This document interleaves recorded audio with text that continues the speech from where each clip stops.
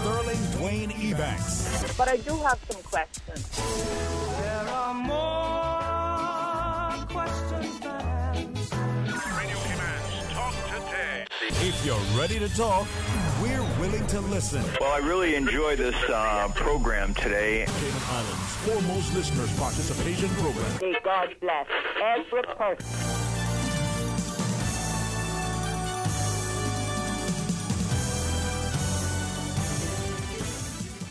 Hey, good afternoon and welcome back. Thank you so much for joining us. And if you just heard our breaking news and you thought, I just reached out to pull someone off the street to have a conversation, you would say, as I do, coincidences don't happen. In the good studio, we get a chance to speak with our good friend, Mr. Rich Dyer. Remember the chicken elections? Remember some of the polling points? Well, that was a discussion that was scheduled for today. And guess what? We're going to have it. So please stay tuned for Talk Today. Radio Cayman's Talk Today, the Cayman Islands' foremost listeners participation program. We ask our listeners to avoid statements or comments which are abusive, derogatory, malicious, or defamatory. Do not use any indecent language or make any statement which is false or misleading. Email talktoday@candw.ky or call 1-800-534-8255. Courtesy of Flow. Cayman's #1 network that connects you to your world like never before. Let your voice be heard. Once again, here's your host, Sterling Dwayne Ebanks.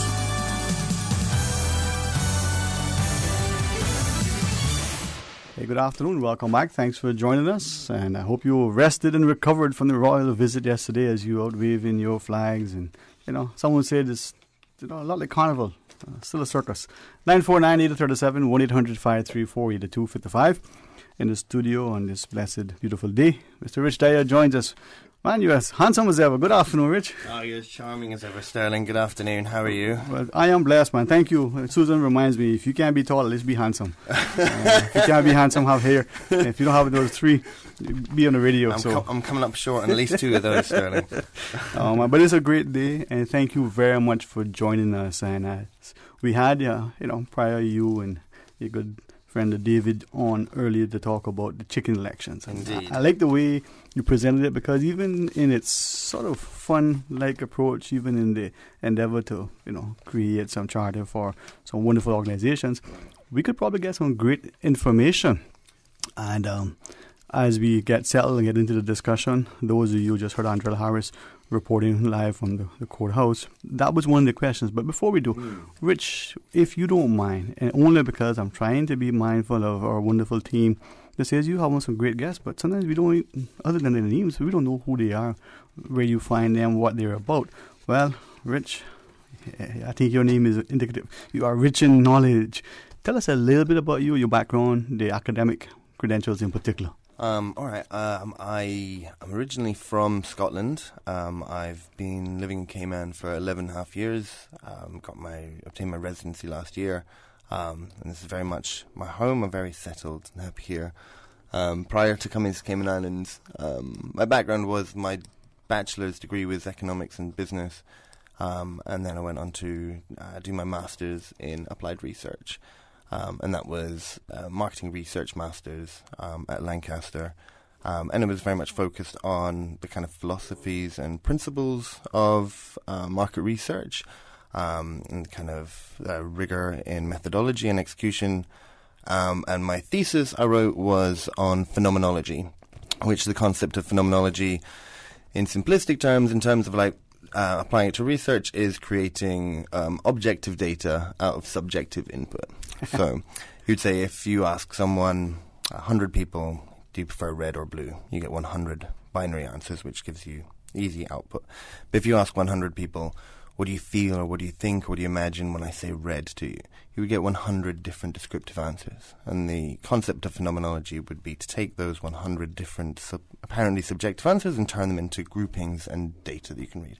So that was kind of my specialty in terms of the Masters of Research. And thank you for sharing that. And to our listeners, it is obvious, but I think it's important for us to recognize that within this community, we have incredible skill sets. That's why some of the employers are so guarded with their employees, the partners get together, and we have great information available. Do we access it? And more importantly, is it shared publicly at times so that the wider public understands?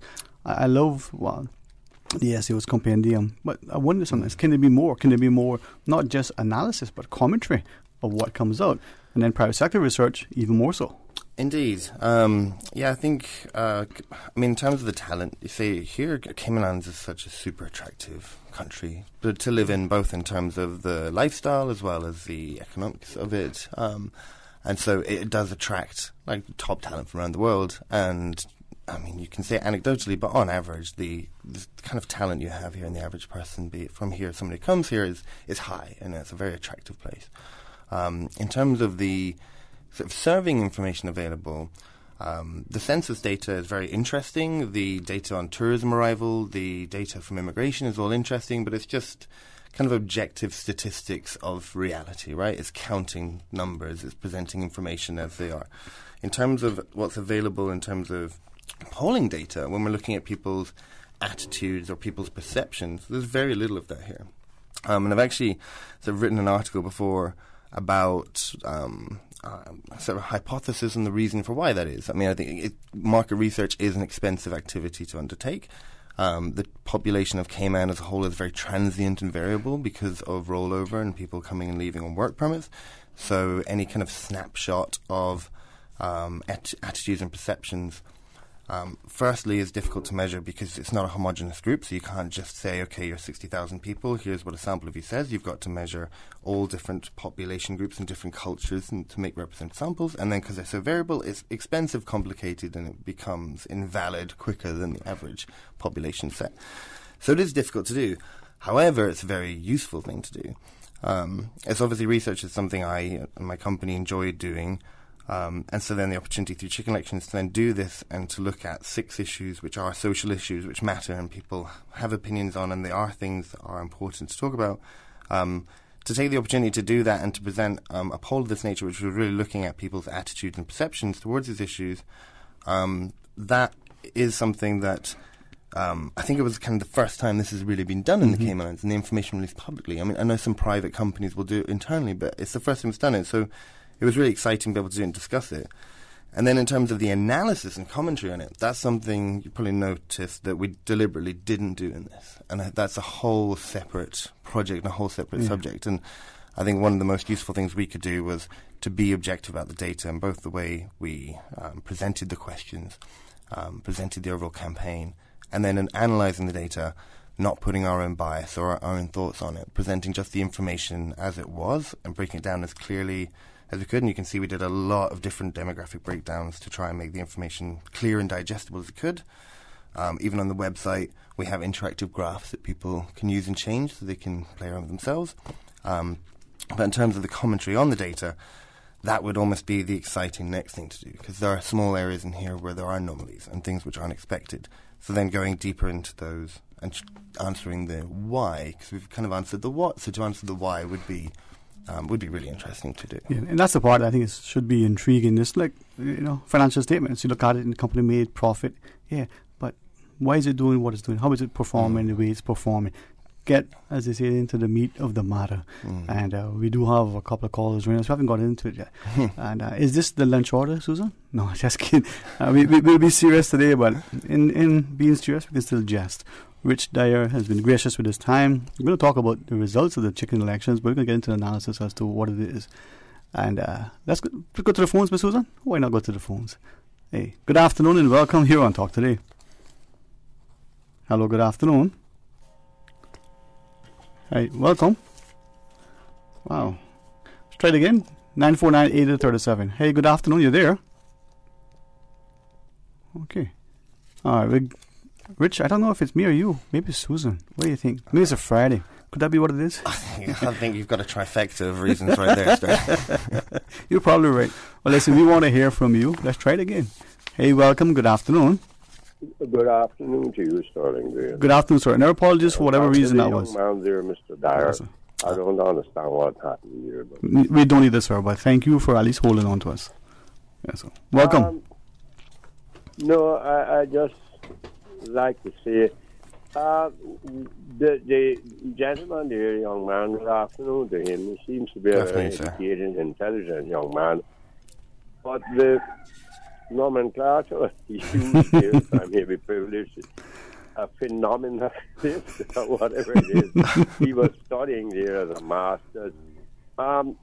If he could explain briefly to the public just what value is that to the general people in a real world, not in a world of computer-generated things when people can put on Facebook whatever they like or whatever they want on Google, and a lot of people will be accepting towards that philosophy or whatever. What real value is that? If can you say, if you're taking statistics in a country of 60,000 people, how many generational Caymanians are here? I've never thought of seeing those figures from the statistics department. People whose parents or who have at least one parent or a grandparent who is a born Caymanian. That should be easy to ascertain with all the modern technology at our fingertips. How many? It's real and it's important as we see what issues are evolving now. Just how many, what percentage of that population are generational Caymanians, and either what percentage are people who really have no connection with it except having lived here for a period of time. Do you have those figures at your fingertips? And this is one great thing with your, contributions continually. It probes and it causes us to think and the like. And those are some of the things that we will probably get to, and as Rich, delves into the analysis. I want to ask, is there anything else you want to share? Because I want to be able to get an exhaustive, definitive response. And then maybe we can do that after the break. But is there anything else you want to share, sir? With the breaking news thing a while ago, people have to be careful to understand that's the Chief Justice's opinion about the law. Mm-hmm. He's made an opinion on a ruling. I'm no lawyer whatsoever. I'm no philosopher, no economist, but I do have a slight bit of common sense. I do know that our legislative assembly members are who make the law. Right. So if a law has to be changed, I imagine they be able to make the decision to change that law. I would think so. It would be very good, since this is such a very serious issue and very important issue in this deeply Christian conservative country that we have always been up until about 20 years ago or so, that we would understand that it would be up to the legislative assembly members, with the premier and the elected government here to make that decision, that they're not forced, jumped up and thinking, oh my God, what's happening here, that they would understand that doesn't change the law, so to speak. That is his opinion, and it's a ruling and so forth. And I imagine it would be very good if some learned person who call names would call in and try to alleviate those fears. Right. Well, we appreciate that. I would await an answer, and I would hang up and listen if there's some input from the young gentleman. Yes, sir. To what I asked, because it's important. It may seem irrelevant, but that's very important in this day and age. Just what proportion of this population right now are generational Caymanians? Right. It's a simple question.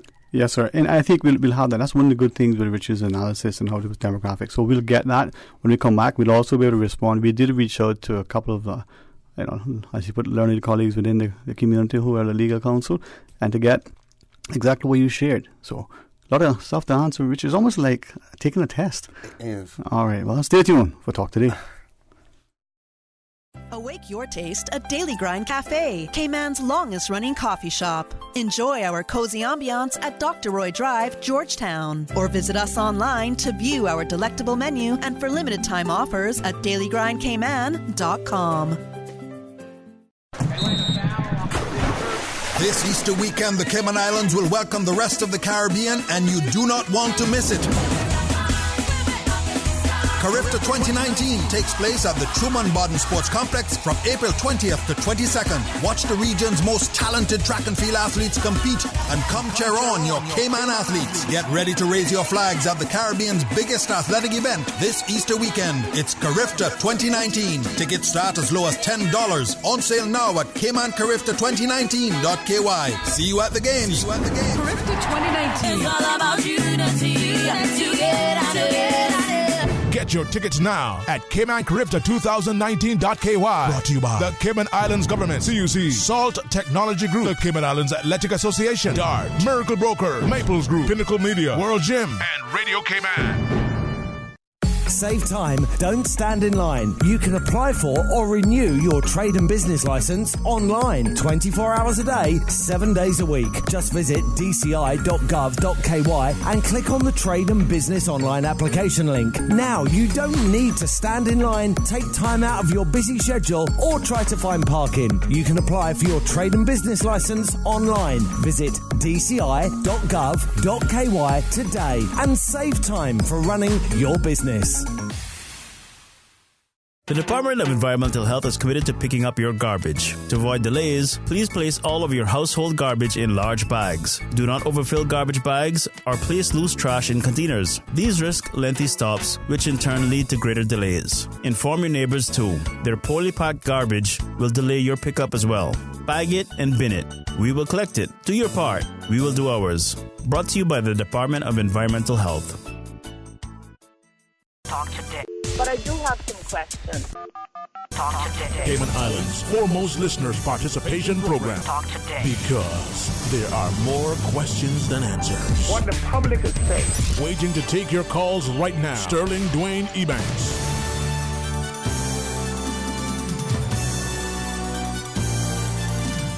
Hey, good afternoon and welcome back, and thanks so much for joining us. And if you are just jumping on board, thank you for spending some time.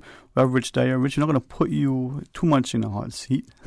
I apologize. Keeping my company, get accused of being young, so and that's I was just thinking, I love coming here. I never get called a young man so often as when I come and sit next to you, Sterling. So I'm not quite sure if that's because he's sitting next to me. You know, he's young compared to me. I'm not sure how to interpret that, Miss Susan. I offer no recommendations on that. But to our listeners, and one of the wonderful, I guess, timely sort of opportunities now is a caller prior, as he does often. Excellent points, put some wonderful questions on the table. And part of the analysis that we were planning to is just, well, even better not.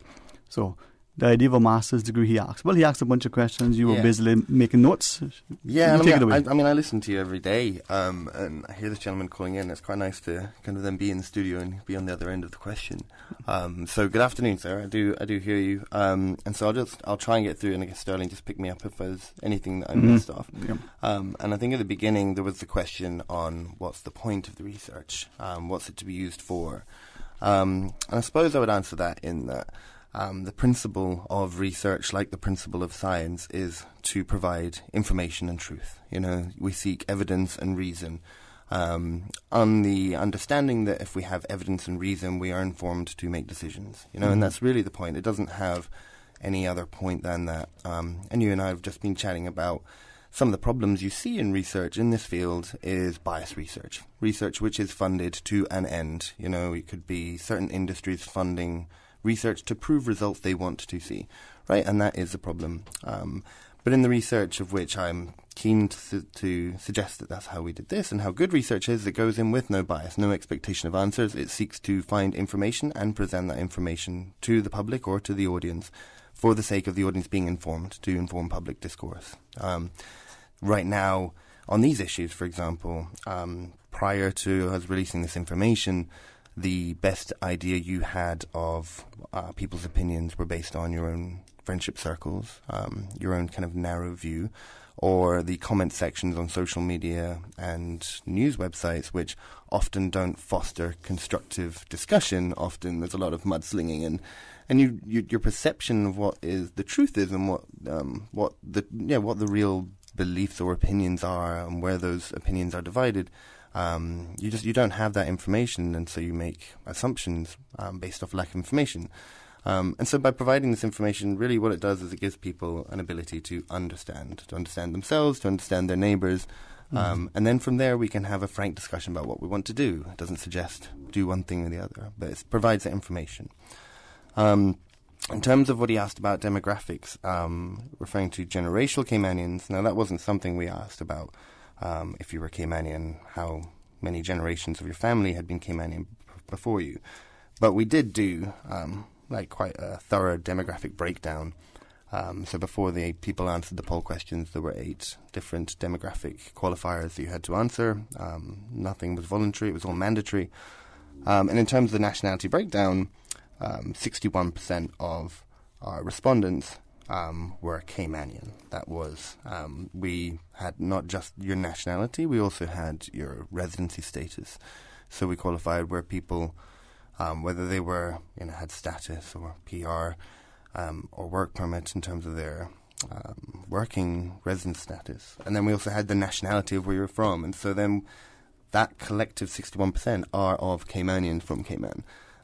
Which is higher than the proportion of Caymanians which make up the total population. So it was very representative of Caymanians in terms of the demographic breakdown. And I think, was that me addressing the points he made? I think so, yeah.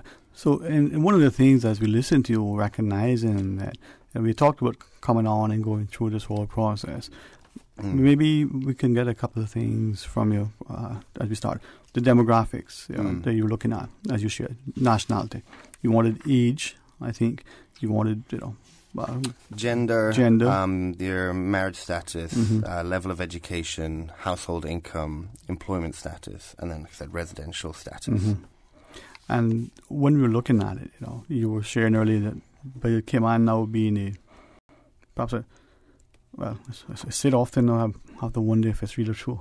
A transient population. It's something that since the rollover has come into play more and more, it probably wasn't seen as such a transient society. No, of course. By it being such, it does change the face and flavour. Someone's here, for a year, a day, or a month, or a short time. Their perspective to put down roots may be different from the person who's been here for generations. Absolutely, right? Absolutely. I mean, there's a lot of interesting things that come off that talk about. So, it affects.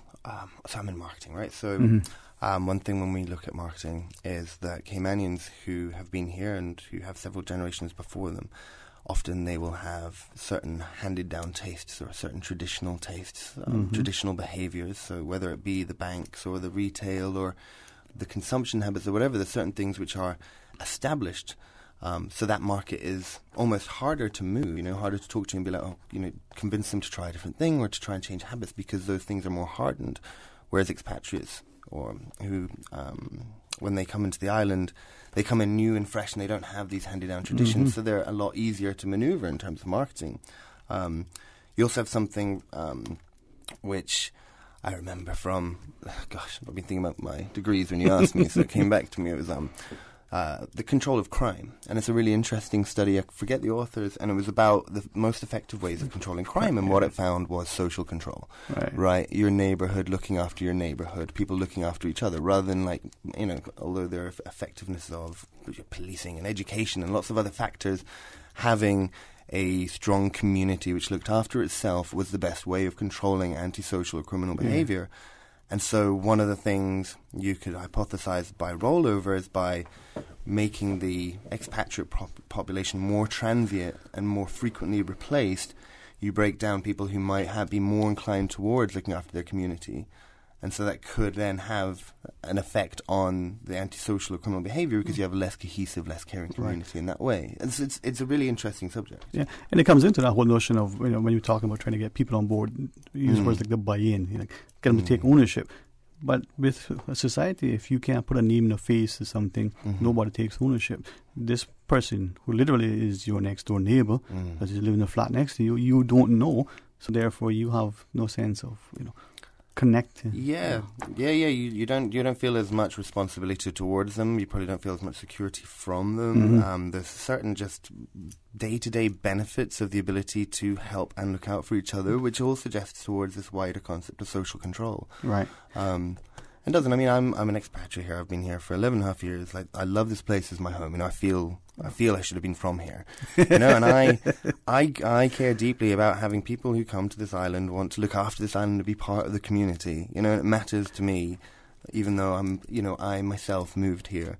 And so I don't think that want for having a strong community is exclusively either a Caymanian or a generational Caymanian thing. I think it's the people who really care about the community should always share that sort of common goal of wanting to have a community-minded country, and to not just have people come and go out the island and not be part of it, and to just, again, that kind of transient approach to being a temporary person here. Exactly. And that's one of the things when I looked at what you were doing, and I say you, but you and your team over there, with these elections, it is a great way to bring publicity.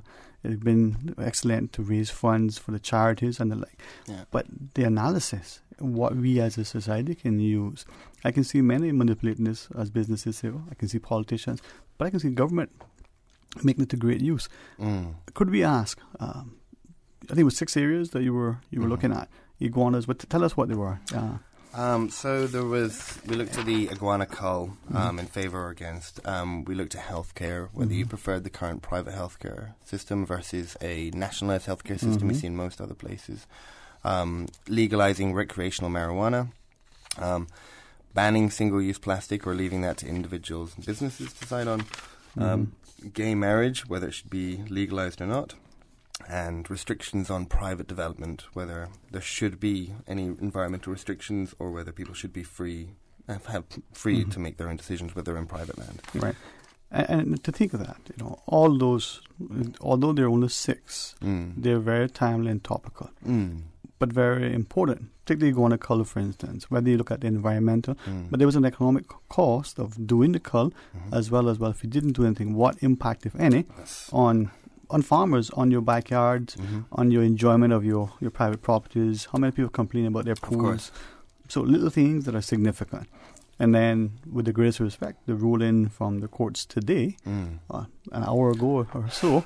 Half an hour, I believe, the Andrew Harris came on. Yeah. So Andrew was on. He told us. Now, there is a significance to that ruling as well. We did. The caller asked, we did get a chance to reach out to a very, very respected, knowledgeable member of the legal fraternity, just for clarification, just to understand. Yes, the courts, made a decision. I don't think it surprised anybody that the courts will decide the way it did. No. I don't think. No. What we understand now is, yes, the courts have done that, but the laws haven't changed. It's yeah, still and for the parliamentarians. I think your approach is right there. I think when things like this happen, it's really important to get out quickly and with clarity about what's happened, to not allow people to run around now, saying something which isn't true and to now start spreading rumor, and then suddenly you're now recovering the truth. I think to get out there with real, sincere clarity on what happened is really important with kind of something which is as a hot topic as this, and there's emotional interest in this as well. So I think, yeah. What I wanted to do, and I was going to go through each point in order, but sometimes it's best to start in the middle. I mean, and work your way up or down, right? However you want to take me, Sterling. Let's go. That's cool. So, because of the issue with the gay marriage ruling today, that was one of the questions that was in the chicken elections. Right. There's significant demographic responses from what I've seen. I do apologize. I couldn't print off all the pages. That's my fault. I was trying to be conscious environmentally. Oh no, that's good. You make me feel guilty. No. Thank you for bringing the paper, because I like paper. I apologize to you I do recycle, but my paper I can make scribbles, right? Of course. So I'm going to try to pull it up on the screen. I don't know if that's going to work just yet. But when we come back, we'll take the results. We start with the gay marriage issue. We'll get into the demographics, because it's going to surprise people. I'll tell you this, not to hook you and keep you staying, as the marketers say, but when we come to private development, if I understand the results correctly, it's going to surprise us what Caymanians think about private development versus other people. That was intriguing. Indeed. All right. You want to see if what I say is right? Well, you know what? The proof is in the pudding. Taste it in the chocolate. Susan's on the other end. So give us a shout. Stay tuned for Talk Today.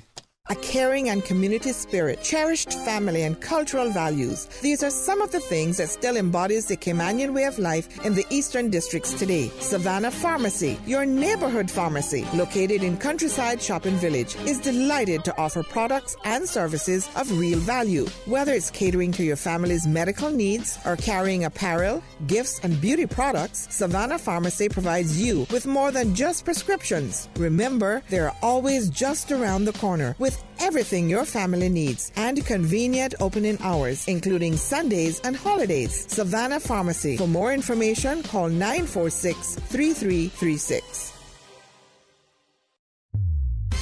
All members of the Cayman Islands Civil Service Association, you are wanted. We need you to come to the annual business meetings to hear what's happening within your association so that with your help, we can have a more productive year. Mark your calendars for these important dates. Grand Cayman, Wednesday, April 10th, 5:30 p.m. at the Georgetown Town Hall. And in Cayman Brac, Thursday, April 11th, 12:15 p.m. at the District Administration Building, upstairs, conference room. Refreshments will be served at both meetings. Come early, mix and mingle, and catch up with your fellow association members. There will also be surprises at the meetings, but you have to be present to take part in the fun. Remember our very important business meetings. Grand Cayman, Wednesday, April 10th, 5:30 p.m. at the Georgetown Town Hall. And in Cayman Brac, Thursday, April 11th, 12:15 p.m. at the District Administration Building, upstairs, conference room. We look forward to seeing you at the meetings.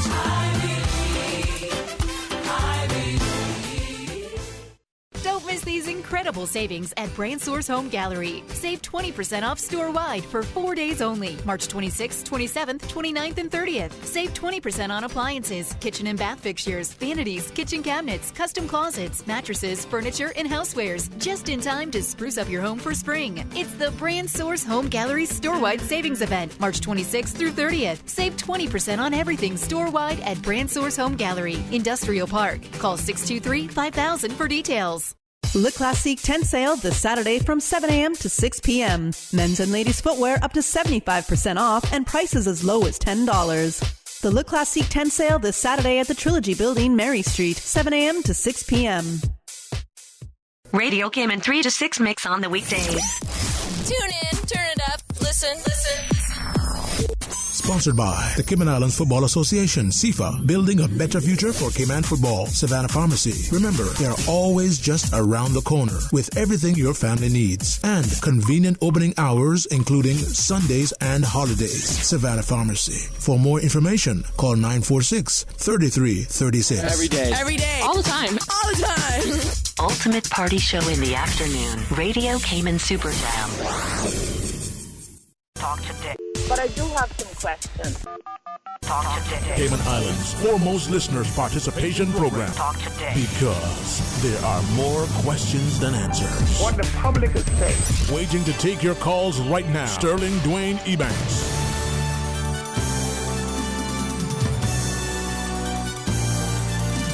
Hey, good afternoon. Welcome back to Talk Today. Thanks for joining us. And in the studio, the good company of Rich Dyer as we go through what I think is not just an opportunity to look at, how our society views certain issues, but to get a greater input and hopefully some constructive debate from the listening public. Phone lines are open, 949-8037, 1-800-534-TALK.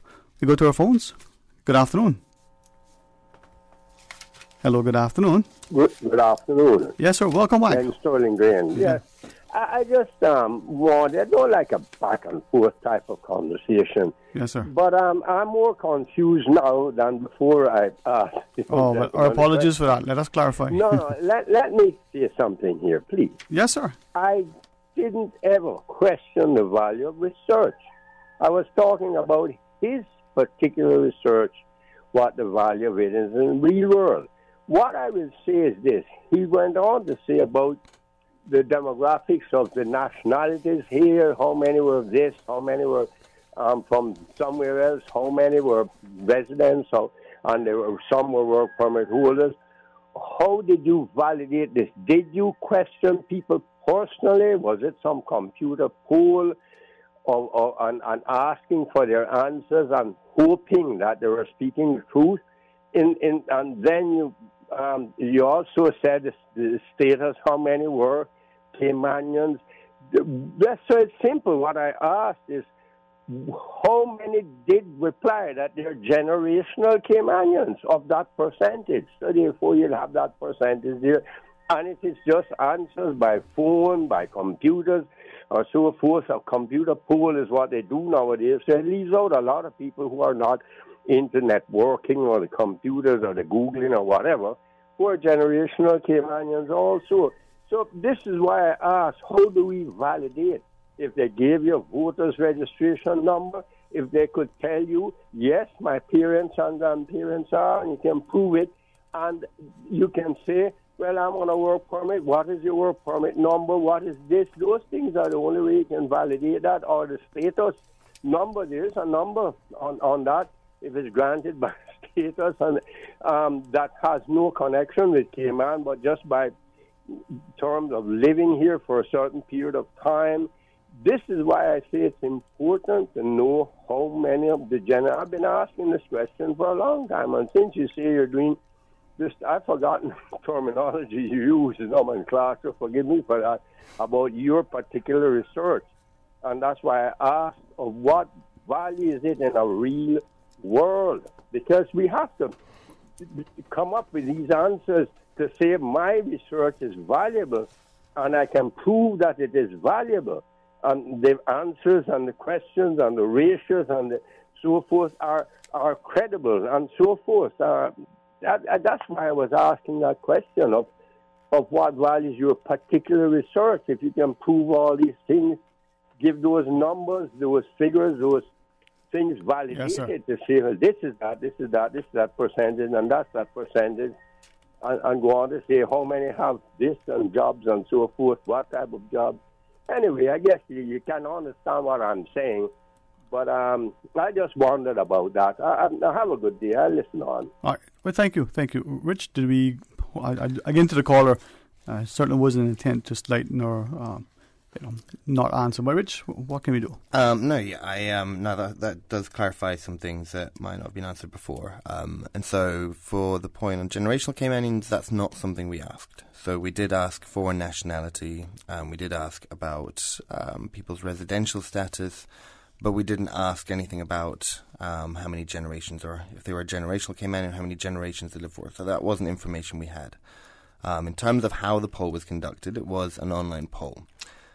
In the research report, which you can download on chickenelections.com, the report does have quite a long preamble which explains the methodology and also the weaknesses of the data. It explains the benefits of online polling versus other methods. We also talk about the fact that this is something called a binary poll, which just had like a up-down or yes-no style answer. And we address the research paper which looks at binary polling. That's in the footnotes of the report, to talk about the validity of that. And so I won't be dismissive and say just go and read the report. I'll try and give some sort of overview as to what that says. But if you want to read in more details on the methodology and the admitted weaknesses of the research, it is all written out in detail in the report. Overall, online polling is actually a very valid method today. You're right in that there are certain people who are left out by that. All polling methods have the same thing. Whether you're doing an in-person poll, you obviously have to take those in a location, and by that location you present a bias of that form by polling people in that location, whether it be whatever time of the day it is, or whatever the specific place is, or and when you're doing it by phone, again, you often that will have to be done by landline numbers.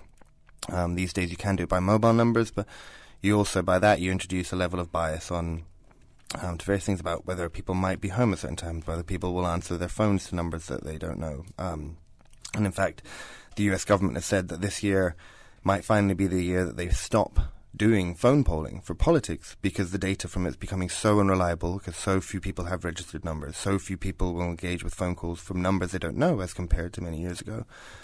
So actually in the United States they're stopping phone polling, and then you're reduced to in-person polling and digital polling. Now if you want to sample an entire country in person, there's wild amounts of expense with getting people onto the streets to capture data. It's very inconvenient, often for people answering, because you have to do it there and then when the person's available and talking to you. There are weaknesses with data entry, because then you have somebody recording data, they have to record accurately. Then somebody else has to input it into a database. So then you have two opportunities for weaknesses with data. And then lastly, you actually have a large weakness with both in-person and phone polling, which is people tend to be uncomfortable speaking the truth about their deepest feelings or deepest beliefs to a person. So when somebody's asking you something and you have to say to a person what your thoughts are, you can be nervous and you can not bring forth the truth as well as you would to an anonymous survey on a computer. So there's a lot of research, a lot of evidence to suggest online polling is becoming the most reliable. In terms of what we did with our survey, we promoted the survey. The only way to be made aware of it is if you saw it, obviously, and we did targeted and paid promotion at the Cayman Islands only. So that restricted a certain amount of our promotion. We made the time the survey was online short. It was only 2 weeks. So it didn't give a lot of opportunity for it to spread out and to be picked up through kind of organic or through word of mouth, as they say. We did something called restricting IP addresses. For those who don't know, the IP address is basically the thing that identifies an individual computer or an individual phone. Any individual device has an IP address to define it. So we restricted those. So once the survey had been completed on any device, you couldn't do it again. So that prevented a certain amount of restrictions from people duplicating their responses. We were also able to see in the back end of the research what the geographical location of the people taking the survey. So when we saw people who were turning up with IP addresses from outside countries, which was very few, but when we saw them, we could remove their results from the data. And in terms of then when you're looking at the answers people give, firstly, you can do some basic modeling with data, where if you see everybody just clicks the first answer and everything, it's something that turns out there's a few behavioral things you can see where you can get rid of some answers, where you can see they're clearly just being not answered properly, it's just someone ran through it. But, however, that's actually unlikely. Not a lot of people go into these surveys just to click through and manipulate data. Often people who've gone through the time and have sat to address it and gone through it actually want to share their opinion. People like telling you what they think.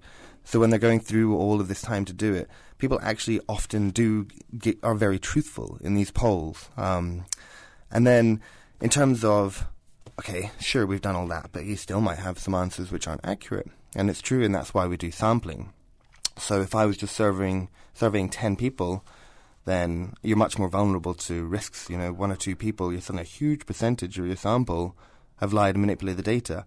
However, we polled almost 2,400 people, and with all the controls I suggested, even if within that there's still some data which isn't, still some answers and respondents which weren't telling the truth and weren't wholly accurate, the impact on the percentage of data is going to be so negligible it's not going to change the structure of the results, the evidence, and the data that you get. Right. So when you come back, we'll ask you about that sort of confidence that we have in sort of margin error. But it's 1 o'clock. I wonder what our news team are going to be telling us. what could they be talking about today, Stu? I don't know. Well, let's find out. Stay tuned for Talk Today. From district to district, moving through the waters to Cayman Brac and Little Cayman. Your station, your voice. All things Cayman. One radio, many people. This is home. Radio Cayman in the Cayman Islands. Radio Cayman. Headline. Radio Cayman's newsroom. Headline. These are the biggest stories right now. A landmark ruling is handed down by the Chief Justice, who redefines Cayman's marriage law as a union between two people as one another's spouses. When returning the decision, the Chief Justice said the new definition ensures that the law no longer discriminates against same-sex couples. Stay tuned to Radio Cayman for more on this developing story. Good afternoon. I'm Dion Anglin with your headlines and news elsewhere. MPs have rejected Theresa May's EU withdrawal agreement on the day the UK was due to leave the EU. The government lost by 344 votes to 286, a margin of 58. It means the UK has missed an EU deadline to delay Brexit to May 22nd and leave with a deal.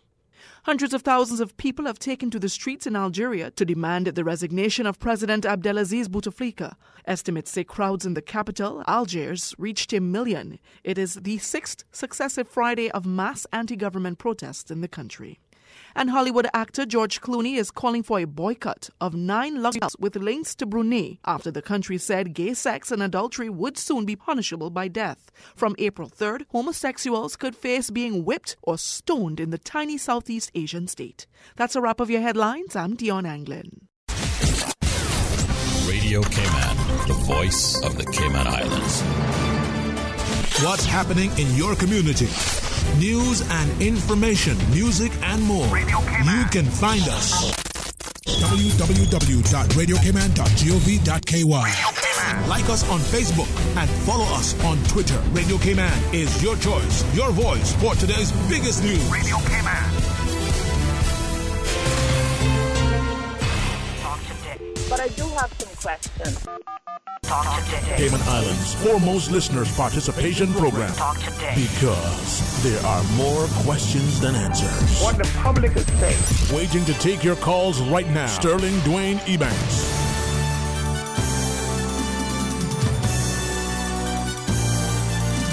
Hey, good afternoon. Welcome back to Talk Today. Thanks for joining us in the studio. Rich Dyer spends his Friday afternoon. And no, he didn't flip a coin and say, what should I do? Go on vacation or have to labor in the studio Talk Today? And he lost. No. Very grateful for him joining us to share. Hopefully, many of you have seen it, heard it, and recognized. But now we get into the discussion on yes, it was called the chicken elections, but they were very important. 6 topics specifically. Legalizing marijuana. I think gay marriages, the idea of private development, healthcare, the culling of our iguanas, as well as single-use plastics. And we'll take the whole issue of the legalizing of gay marriages and the like. But before we do, you were sharing the methodology of the sort of survey and the sort of confidence, how believable you think this is, how credible, how scientific. Now, 2,400 people responded in itself.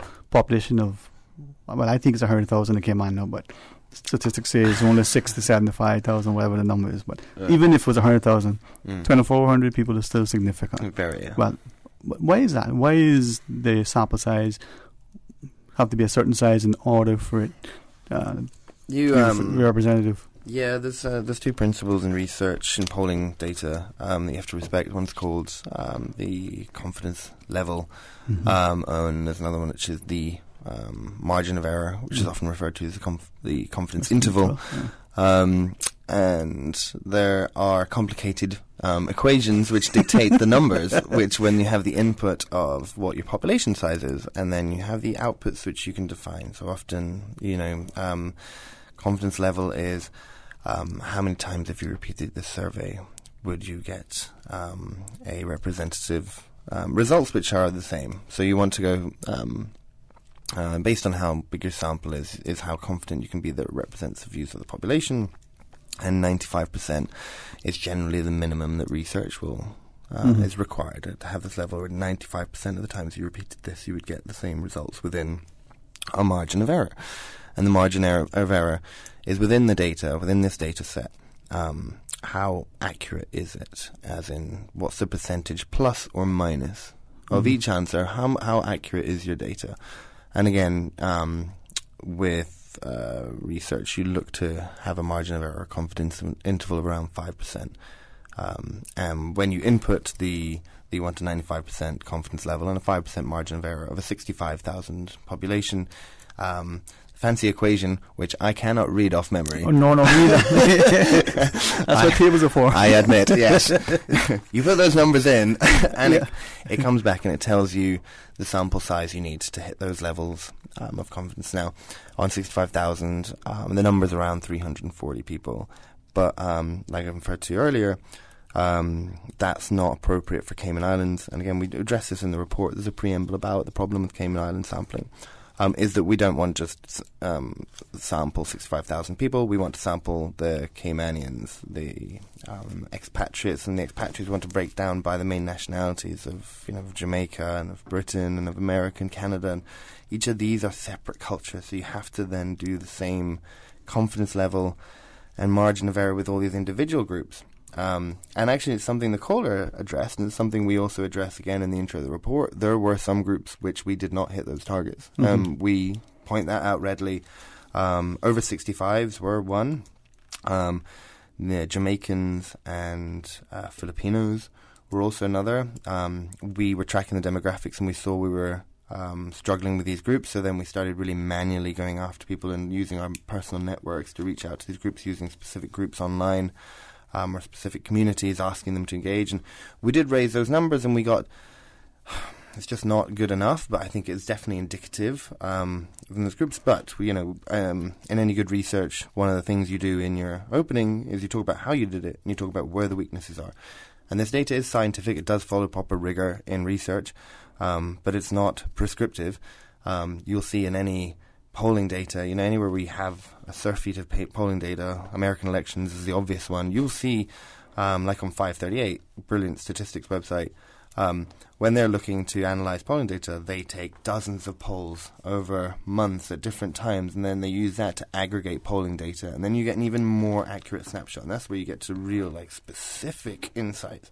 So we're confident in the data, we're confident in the margin of error, and I'm sure if we repeated polls, we would see similar results. But we might see some more real kind of minutiae in the data that might be more revealing. We might make up the numbers in the areas where we were weak, which might give us a more whole picture if we're looking at, say, differences in age groups, or if we balanced our expatriates' overall score, which is why in the report we do Caymanians and expatriates, but we also break down some of the individual countries so you can see how the expatriate score is made up. And... Yes, I think that was my monologue on the... No, thank you. And to those listening, yes, I like statistics, or the analysis of statistics, because, we had a 100% increase. Yeah, sounds good. Yeah, we got one person, now we got two. Right. It's a 100% increase, right? But it's only two people. Of course. Right? So what is that? So I like what you shared, because you've given us not just, the breakdown versus nationality, age, education, and the things that matter. And as we get into this one, and private development, the other one that I want to hopefully get to, we can see where we are.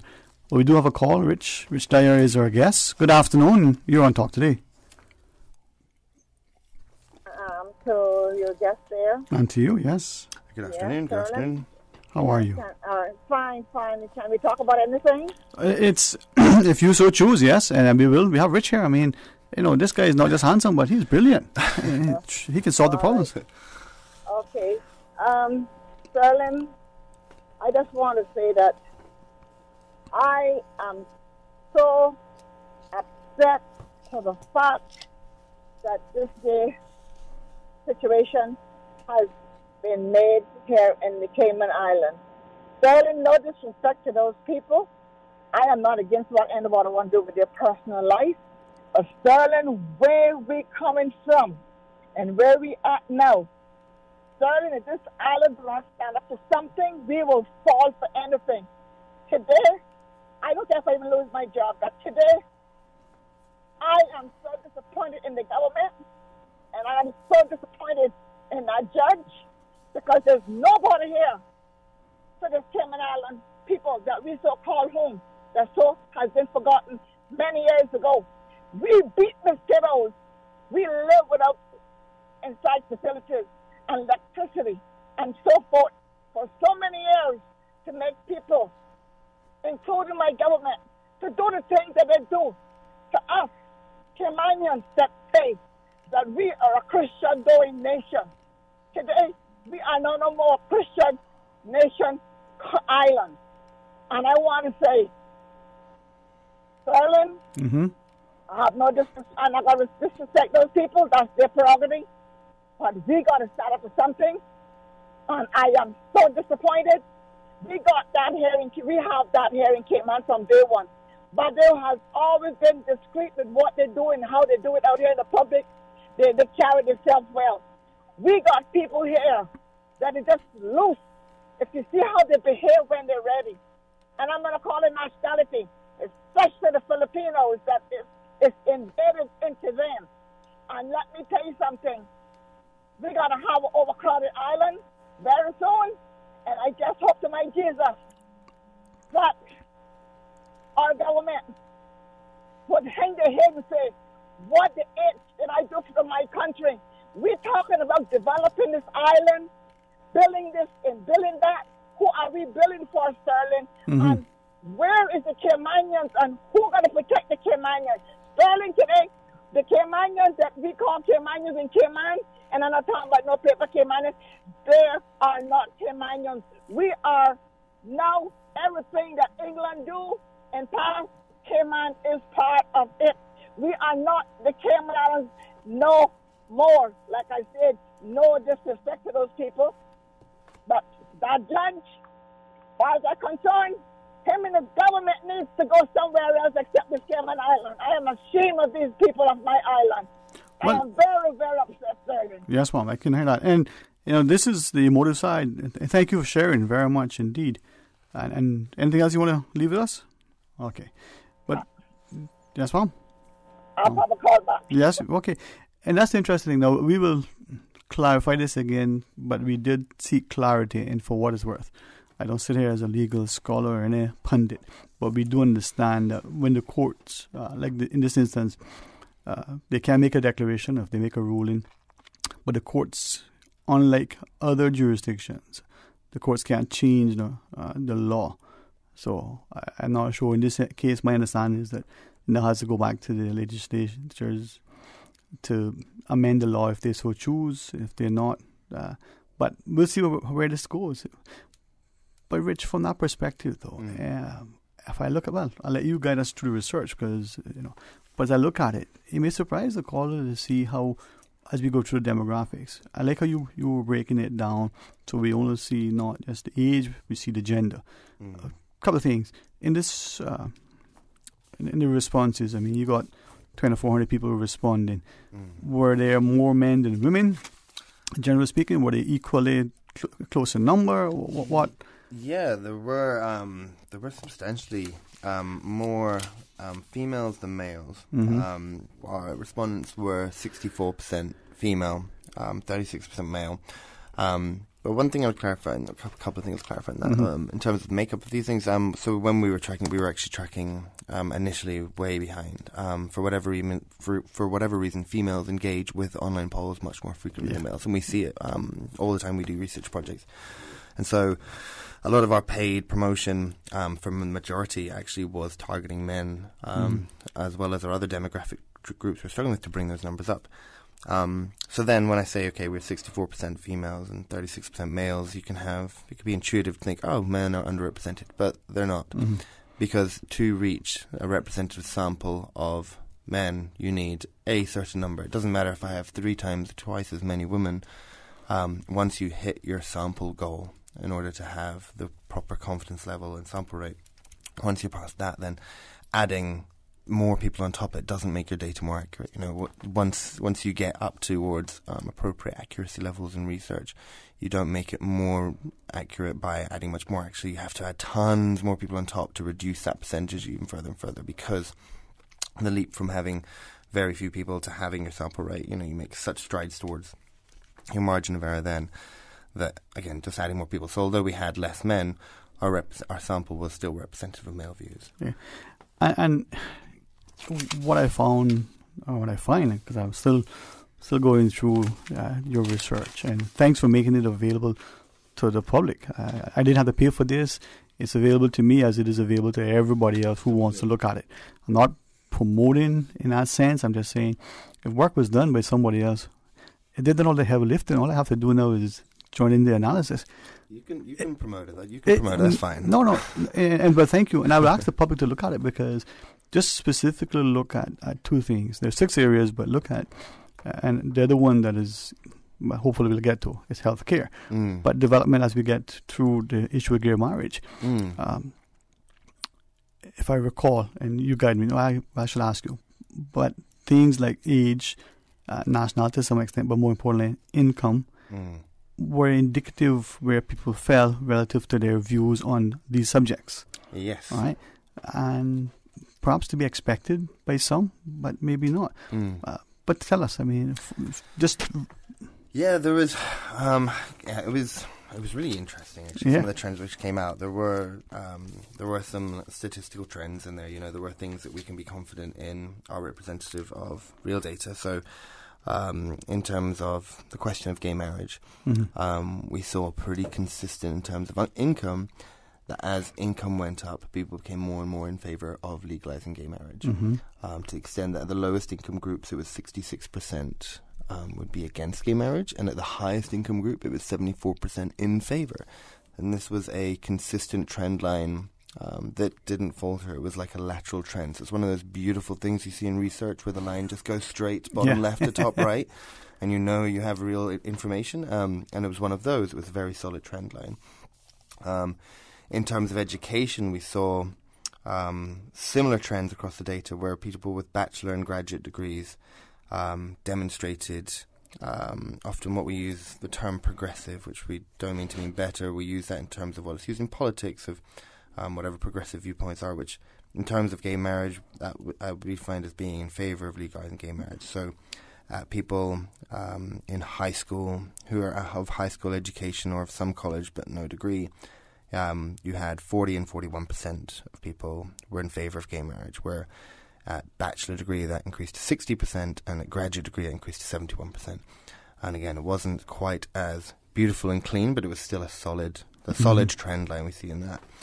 On the genders, there was very little split. It was actually statistically irrelevant. Genders were pretty much the same, and they followed the overall trend where overall people were slightly in favour of gay marriage. In terms of age, actually I'll get to age next. Yeah. Age is something interesting which we can talk about later. Right. In terms of nationality, that was one of the most stark differences, right? Yeah. So when we looked at the overall groups, Caymanians were a ratio of 2-1 against gay marriage. So 65% of Caymanians were against legalising gay marriage. In terms of the expatriate population, it was stark. There was 82% of expatriates are in favour of gay marriage. Only 17.5% came out against.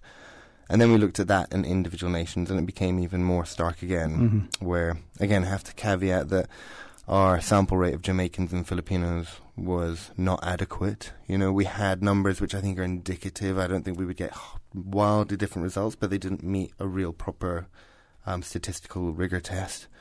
But Caymanians, as we heard, broke 65%, 34% against legalising gay marriage, and from the available information we had, Jamaicans were 83% against, Filipinos came in at 58.5% against.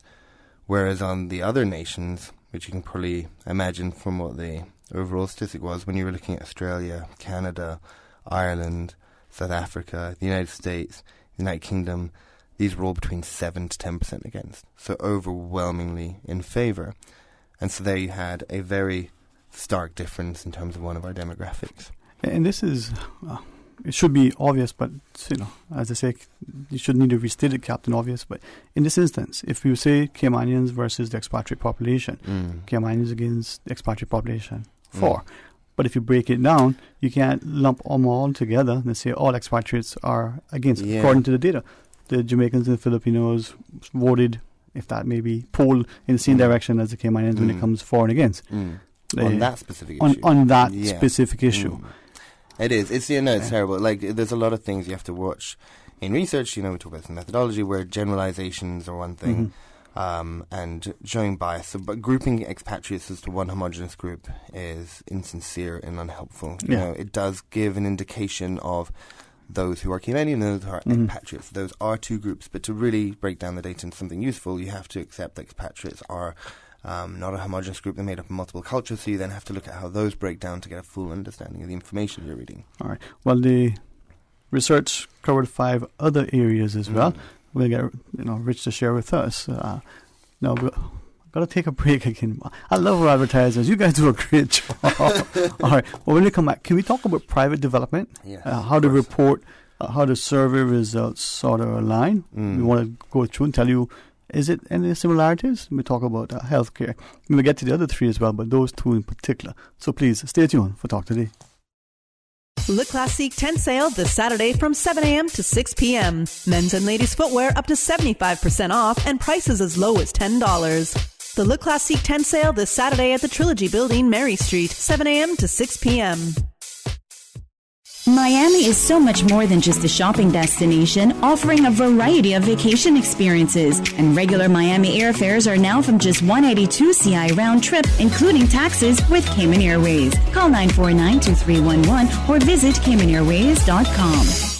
At Seaboard Marine, customers often ask us questions about their shipments. I have various items coming from different suppliers that I need to ship to Cayman. Do you offer consolidation? Yes. Seaboard Marine offers consolidation for full and less than container loads. We can hold your packages at our Miami warehouse until everything arrives and ship it all in one go. And we have the best rates to Grand Cayman. Visit seaboardmarine.com for more information. Shipping shore to shore, Whether you're planning your child's next birthday party or simply looking for a social night out, look no further than Kingpin Bowling at King Sports Center. With a range of packages and specials for bowling parties, socials, and corporate team building, Kingpin Bowling offers what no one else can. The only bowling alley in Cayman. And it's indoor fun, which means no mosquitoes, AC, and don't forget about their bowling bar. Book your bowling lanes today. Call 946-BOWL. That's 946-2495. Email kingpinbowling@candw.ky. For more information, visit their website, www.kingsportscenter.com. King Sports Center, providing your fitness, recreation, and relaxation needs. Hello, I am Noel March, a small business owner in Georgetown for over 20 years. Small businesses depend on government to develop a quality infrastructure and environment that encourages entrepreneurs to create and grow local businesses, resulting in the creation of jobs and prosperity for Caymanians. Small businesses help drive our economy. Just as we have supported building the new airport, we must support the building of the new cargo and cruise port. It will give our tourism industry the opportunity to grow and Caymanian entrepreneurs the chance to shine. Support the port. Support our tourism. A caring and community spirit, cherished family and cultural values. These are some of the things that still embodies the Caymanian way of life in the Eastern Districts today. Savannah Pharmacy, your neighborhood pharmacy, located in Countryside Shopping Village, is delighted to offer products and services of real value. Whether it's catering to your family's medical needs or carrying apparel, gifts, and beauty products, Savannah Pharmacy provides you with more than just prescriptions. Remember, they're always just around the corner with everything your family needs and convenient opening hours, including Sundays and holidays. Savannah Pharmacy. For more information, call 946-3336. It's March Madness on all SUVs at BAM Motors, with SUVs starting as low as $20,500 and savings up to $6,000. Find the SUV that fits your budget and island living style. Choose between the roomy 4Runner, the bold Fortuner, the 7-seater Rush, or BAM Motors' #1 selling SUV, the RAV4, all from Toyota. Or choose the compact EcoSport from Ford. Save now on the best SUV deal ever from BAM Motors, with savings up to $6,000 and SUVs starting at $20,500. Drive home the deal of the year during BAM Motors March SUV sale. BAM Motors, Walkers Road. Talk today. But I do have some questions. Talk today. Cayman Islands' foremost listeners participation program. Talk today. Because there are more questions than answers. What the public is saying. Waiting to take your calls right now. Sterling Dwayne Ebanks.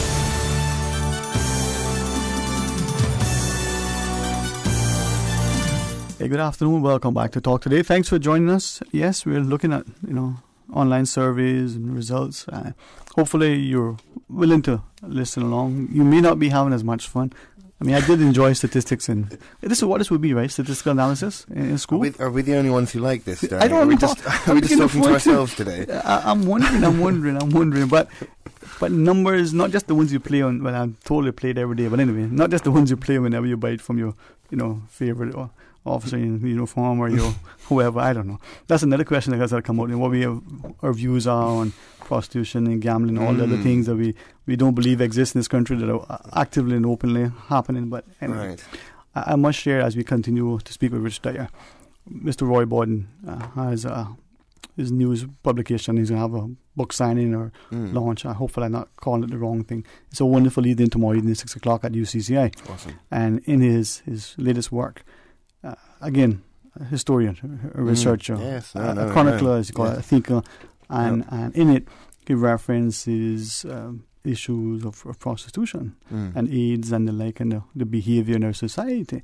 And this was when he was, the minister with responsibility for education. So that wasn't yesterday. If that has been ongoing in this country then and prior to then, where are we 15 years later, thinking and talking and acting about this thing? We've done nothing. Are we ignoring it? I share that to share that if this wonderful work now is taken on board, what it could do to inform public policy, public perception.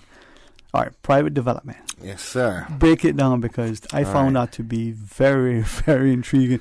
How by nationality, by all the demographics. Well, yeah, I'll just move through the demographics one at a time. In terms of private development, so we were asking if the government should impose restrictions on private development, regulations to protect the environment, or whether people should be free to do with their private property as they wish. So in terms of income, it was another one of those lovely trends. Income really did break quite clearly, and we saw, as income goes up, people favour more and more restricting private development. And that would break at the lowest income group. We saw 42% of people favoured restrictions, whereas at the upper it was up to 60%. In terms of nationalities, which I think is one thing you highlighted earlier, there was quite a big distinction between Caymanians and expatriates again, where Caymanians were against, not insignificantly, but it was close enough, they were against restrictions, where 50% of Caymanians did not want to have restrictions, 42% I should say did want, favoured having restrictions on private development. And in expatriates, that was 73% of expatriates were in favour of restricting private development. And again, when you broke that down by the individual groups, the caveat of some of the weakness of our Jamaican and Filipino response, but whereas Caymanians were 42.7%, they came out. The only expatriate group to break with them were Jamaicans, who were also marginally against having restrictions, with only 45% being in favour. Okay. And then when you looked at other groups, United States of America, United Kingdom, Australia, these all were in the 70s of being in favour of restrictions. When we looked at education, we saw the same break. We saw in a lot of our questions where bachelor degree and graduate degrees broke from the other people with less levels of education. They were much more in favour of putting restrictions, with 60 and 68% respectively, whereas all the others were marginally against having restrictions. And I guess the only other interesting thing I might say is females were quite substantially, I suppose, with outside the margin of error, more in favour of putting restrictions on private development. So there was 58% of females wanted to have restrictions, whereas only 47% of men did. And that was an interesting thing. You see in genders, you see that quite commonly, where you see men tend to be more risk-prone, less cautious, more aggressive in terms of traditional ways of describing answers. And so here, where you might consider that restricting private development would be cautious, would be helpful for the environment, and perhaps you could say be less risky, you would expect to see females more in favour. Now, Rich, with this, and we already speaking with Rich Dyer, as we look at these polling results, I would say a scientific survey, an excellent sample size, irrespective of the challenges of doing surveys in Cayman. But on the issue of private development and whether we should have any kind of managed growth and development and controls, would it have been a hypothesis that you would think, well, Caymanians would be in favour of some level of controls and growth management? That would have been something that if you ask people, well, what would they think would be the result? They'll probably say, to protect future generations, we should have some sort of restrictions. In the end, that wasn't what we saw, is it? No. So, gosh, that was the hardest question so far. So again, in writing this report, and I want to make the distinction that in this report we do not make any recommendations or hypotheses. Right. However, talking to you, will. So I think in the question of when you look at why would you want to restrict a private development, right? So you try and answer that first. So then you would think, so it's going to be protecting the environment, it's going to be protecting our future generations. So I think they're kind of maybe the obvious starting points. And I don't think either of those things are exclusively a Caymanian thing. We're talking about Cayman, but I think all people have those instincts. I don't think that's something that breaks their nationality. So how are you then going to make a hypothesis about this? Well, the best way to do that is maybe to look at some of the clear trends you have in the data. And as one thing we talked about earlier on private development, as we saw in other places, we saw clear trend on income.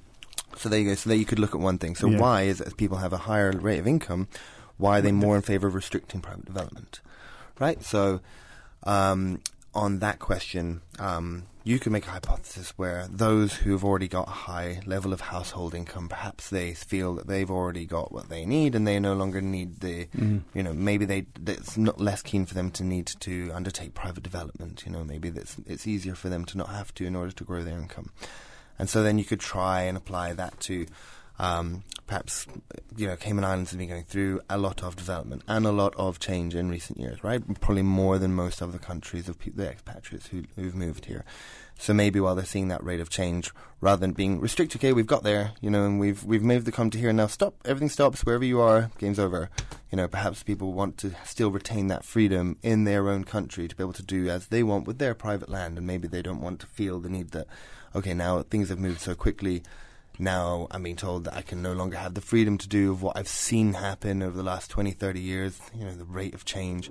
And perhaps is that desire for retaining some sort of personal freedom, personal agency, independence, maybe that kind of instinct plays into these things where if I ask you a question of, do you want to be restricted? Then there could be that reaction of, no, I don't want to be restricted for X, Y, Z.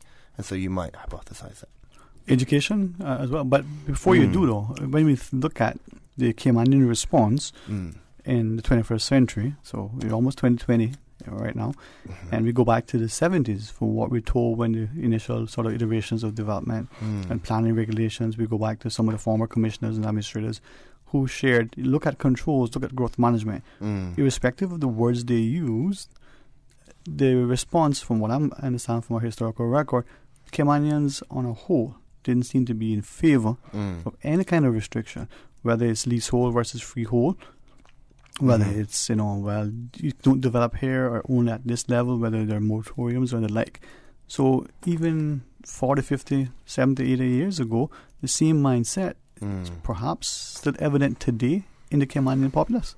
Yeah, I mean, it's interesting, and I think we should make a note on this, that while we talk about Caymanians not being in favour, we should remind that 43% of Caymanians did vote in favour of restrictions, right? So, I mean, this isn't a complete answer. There is, definitely two sides to the Caymanian point of view on this. Right. In terms of the overall, it's an interesting thing. You're probably better placed than I am, Sterling, right, to be able to hypothesize as to the why. And there are certain issues between expatriates and Caymanians and expatriates who, in terms of the engagement community we kind of spoke to earlier, and some of these kind of emotions can be reflected in these things, and without delving into proper interviews and focus groups and really drilling down into the motivations behind these answers, we're just hypothesizing around basic data. But look at development, and just because of the demographics. So you did share with us, and I just managed to pull it up to make sure I can not speak inaccurately. The countries: Australia, Canada, Cayman, Ireland, Jamaica, Philippines, South Africa, the UK, and US were the countries that used the data extrapolated information. With the Jamaican community sort of voting different in relation to the other expatriate community. Well, in the construction sector, probably many of the labourers and trades are Jamaican, like the Caymanian worker who's saying, well, if there's no development, there's no work. Right. So no work means no income. No income means no upward mobility. No upward mobility means no properties. There you potentially. Go. There you go. I don't know. See, you said a much better answer in half the time. No, but I've had a chance. No, but as I speak to you, and I'm asking of our populace, not just the parent, but the parent with the child, not just the student, but together in the class. This could be a great exercise in an economics class, a math class, not just statistics, and not just in an accounting class, but in the social studies, history, geography, in our classes, in our schools. You've done the work, and it's relevant to today. Yeah, and it's funny, actually, we actually had a couple of schools reach out to us while this is ongoing, saying that they were having children do it in part of whatever lesson or homeroom, perhaps, and it was something they were doing, and I know one has reached back out to us saying that they've been discussing the report. One teacher just emailed saying they've been discussing with the students, and I think this stuff is an interesting. There's a lot of interesting things to talk about in terms of breakdown results. There's also interesting things to talk about evidence and reason, and understanding truth. And I think that's a very important thing that you can talk about, obviously in school. And it doesn't just evidence and reason statistics is it doesn't just apply to one subject. It applies to everything. History, there's a lot of evidence, reason, statistics in history, and every subject, all the social sciences, all the mathematics, all the actual sciences, arts and humanities. It is an interesting topic for.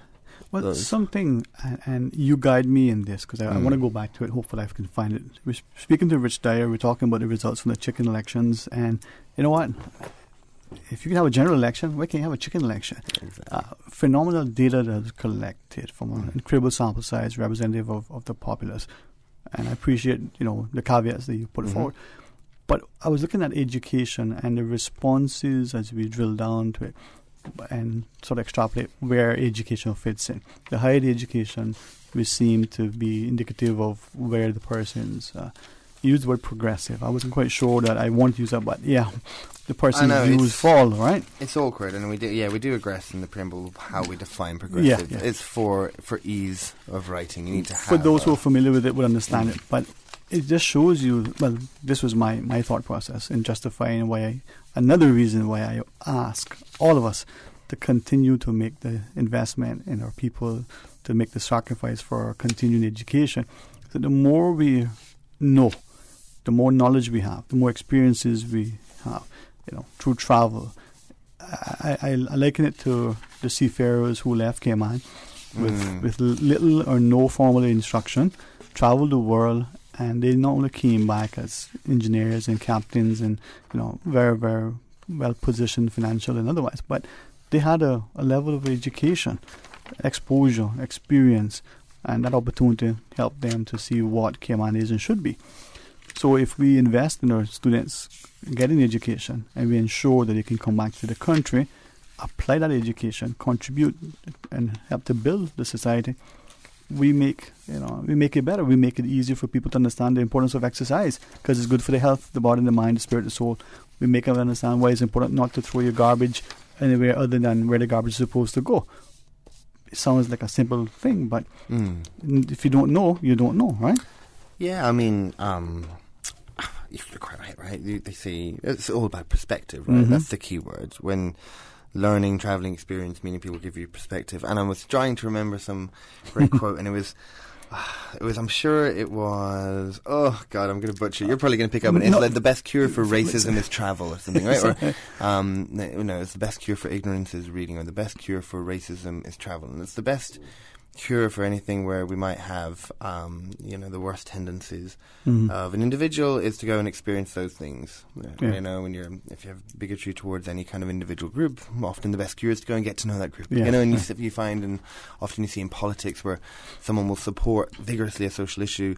Often it'll be because they've been through it personally or their family has, and those who are against often have no personal experience. And so you're right, it's all about, the question is perspective. Anything you do which gives you a wider understanding, it's the benefit of reading, That's trying right. to say expand your mind. It's giving you a new point of view, and it makes you calmer and more contemplative. Well, if you read, some of us tend to have a chocolate chip cookie nearby. You'll expand your waistline as well as your mind. So, caveat, be restrictive there. Rich, we do have a call online. Hey, good afternoon and welcome. You're on Talk Today. Yeah, Dwayne, I just had to call in because remember in the morning or the afternoon when I called you, we were talking about this 5G thing that we're getting ready to put in. Yes, sir. Well, Australia disbanded it. They did, huh? They told China, we don't want your 5G, and they won't let them install it in Australia. Just show you that people are thinking. So, Yep. just wanted you to know that. Now, did Australia share, from what you read, they abandoned it because they're fearful of the potential access by the Chinese to their networks and the data, or is it because of the health concerns of you've exposed? No, because this thing, the radiation that's produced by this thing is dangerous. The danger of the radiation. You see all them poles, them things that we got throughout this island with them big things, 5 or 6 or 7 things on top of them. Yes, sir. But the telephone companies, Cable Wireless got them, and Digicel has them. Mm-hmm. And they were like, I think they were 2G. And they're not too bad. But if you got them near your house and they're making them smaller and putting them through the neighborhood, that's what they do. Because it's not expensive to put up as the big ones. So they put smaller ones through the neighborhood every couple of blocks or something, and then these are the ones that carry the 5G. Well, it is something that we've seen emerging concerns relative to the radiation and potentially, allegedly, links between infertility and maybe some of that Wi-Fi business that we see all over the place. But you know what? Like most things, we'll ignore it until it becomes an epidemic. Yeah, but what I would suggest is that if you want to know about it, just go on and go Google it or go online and check it out. I will. It's very dangerous. Yeah. Okay. Thank you, sir. Thank you. All know, I appreciate and like many, this caller, I guess he has wide and varied sources, and sometimes, maybe some of us will look at it and go, I'm not quite sure I would look at that. But if you look at things and you're able to distill it, maybe you come up with a very discerning perspective, right? Indeed. All right, so we're going to break, Ms. Susan.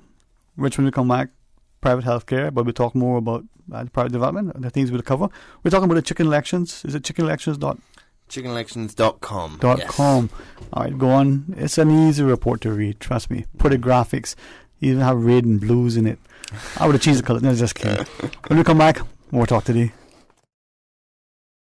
Don't miss these incredible savings at Brain Source Home Gallery. Save 20% off store-wide for 4 days only. March 26th, 27th, 29th, and 30th. Save 20% on appliances, kitchen and bath fixtures, vanities, kitchen cabinets, custom closets, mattresses, furniture, and housewares. Just in time to spruce up your home for spring. It's the Brain Source Home Gallery store-wide savings event, March 26th through 30th. Save 20% on everything store-wide at Brain Source Home Gallery, Industrial Park. Call 623-5000 for details.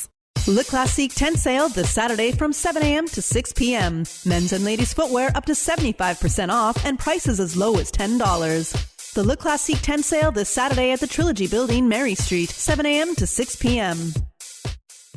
At Flow, we know that 4 are better than 1. Introducing Flow Quad Play. Packed with the fastest, most reliable broadband, the power and control of Flow Evo TV, Cayman's best mobile experience, and tons of home phone minutes, all in one convenient package from only $199 a month. With 4 plans to choose from, you're sure to find one that fits your needs. It's value, ease, and convenience all on one bill with Cayman's #1 network. Find out why 4 are better than 1 with Flow Quad Play at discoverflow.ky. Terms and conditions apply. This Easter weekend, the Cayman Islands will welcome the rest of the Caribbean, and you do not want to miss it.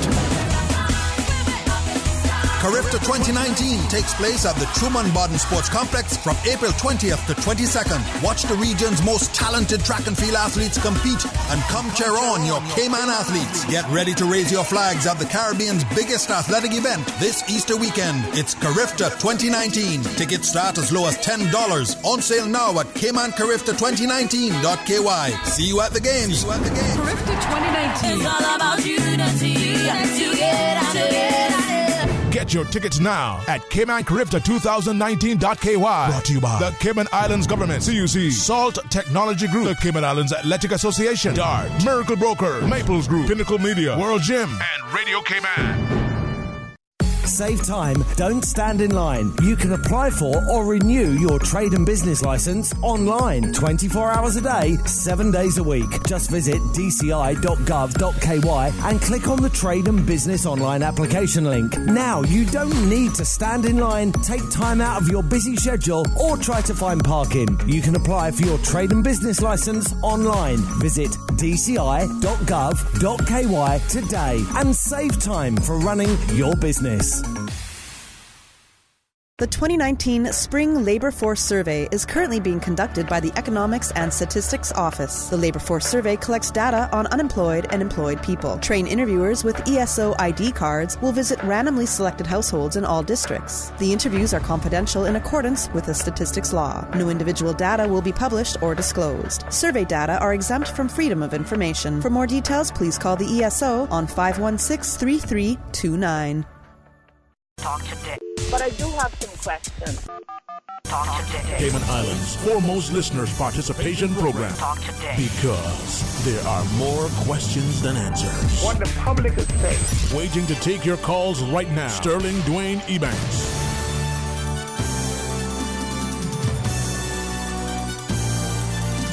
Hey, good afternoon and welcome back. Thanks for joining us. We do have Rich Dyer in the studio. We do have some calls online, but if I could, maybe given all of the political discussions recent, and just a quick reminder, a good friend brought it to my attention that the Cayman Islands Airports Authority continue their efforts to hire new air traffic controllers as trainees. There's an advert out today in the local media, so have a look at that. Maybe I'll try to remind us of it in short order. But Mr. Dyer, let's go to our phones and join our callers. Good afternoon, you're on Talk Today. Good afternoon, Dwayne. Afternoon to you, ma'am. How are you?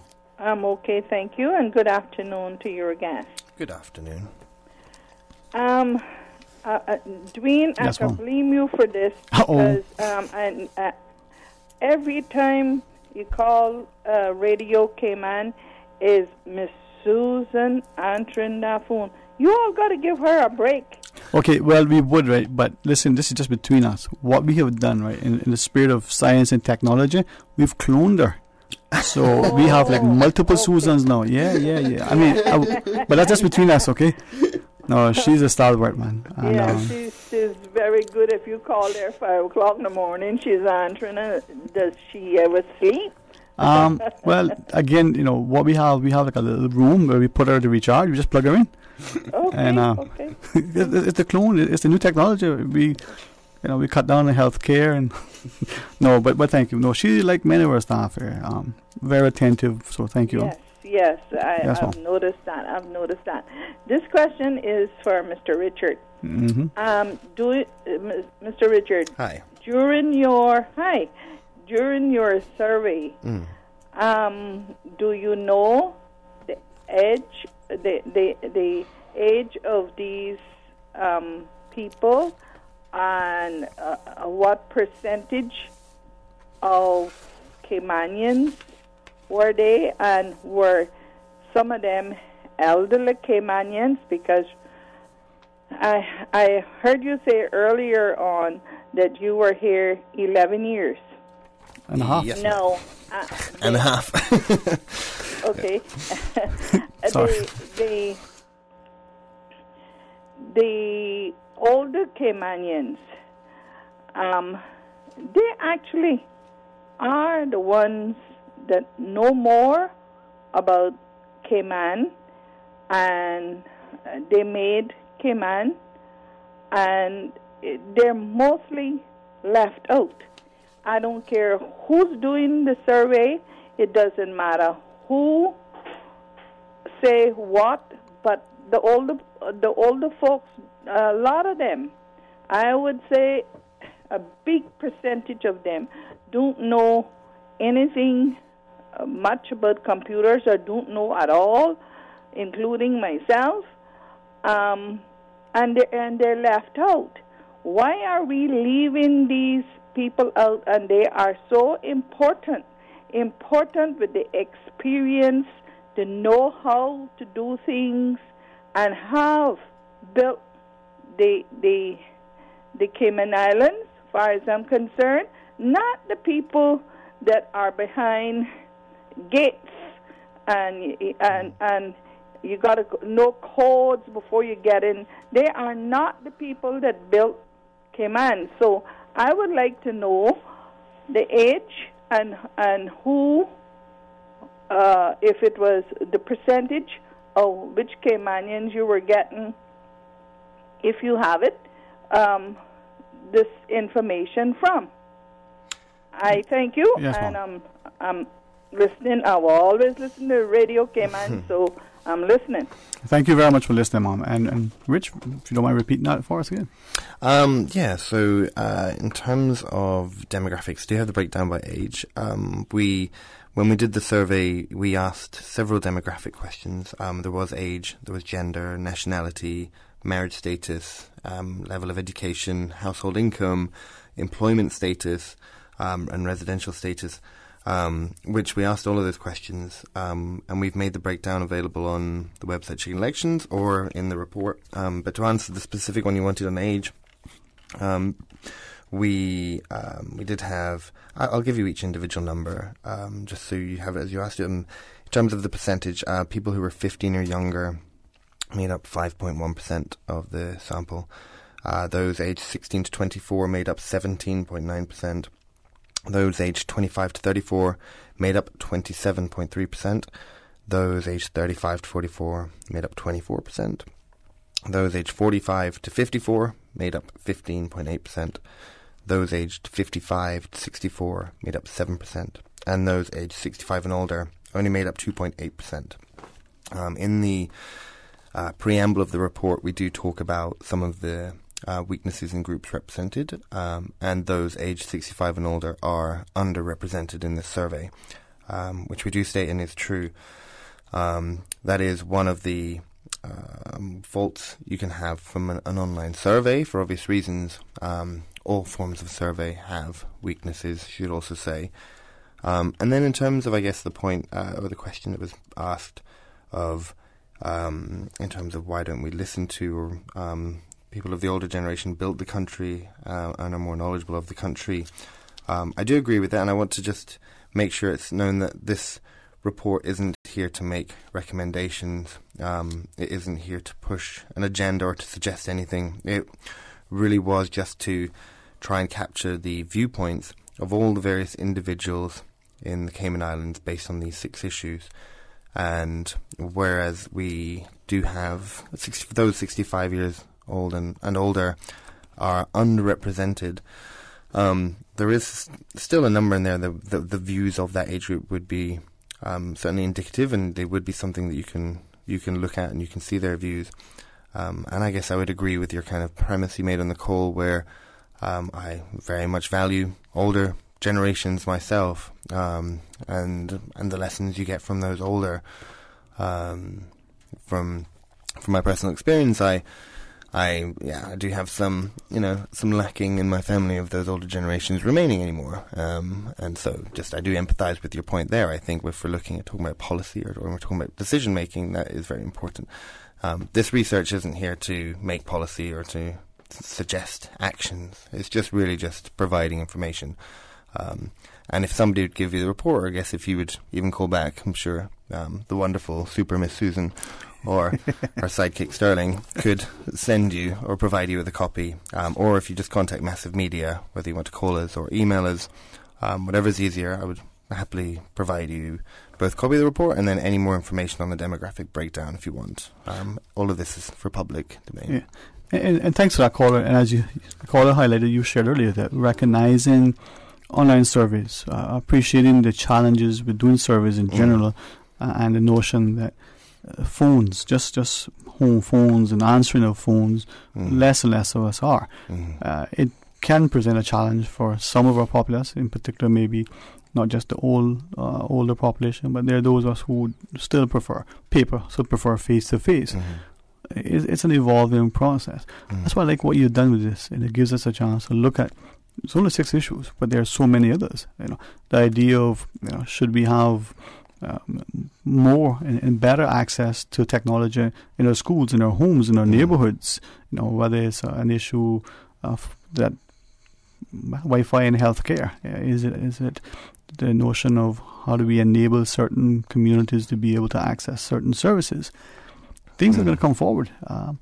When we come back, though, from the 2 p.m. headline news, could we look at the issue or the question relating to national health care?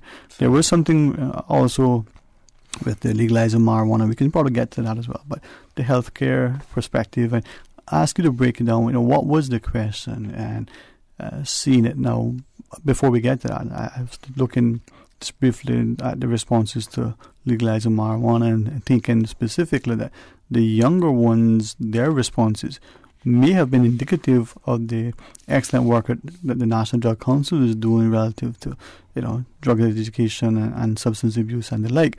Now, as we get older and more educated, are we more willing to say, well, marijuana is not so bad, recreational use. But healthcare comes into play, and that was the other one that I wanted to look at. Give you some other assignments to do for other polls, but that's another time. All right. 949-8037 or 1-800-534-8255.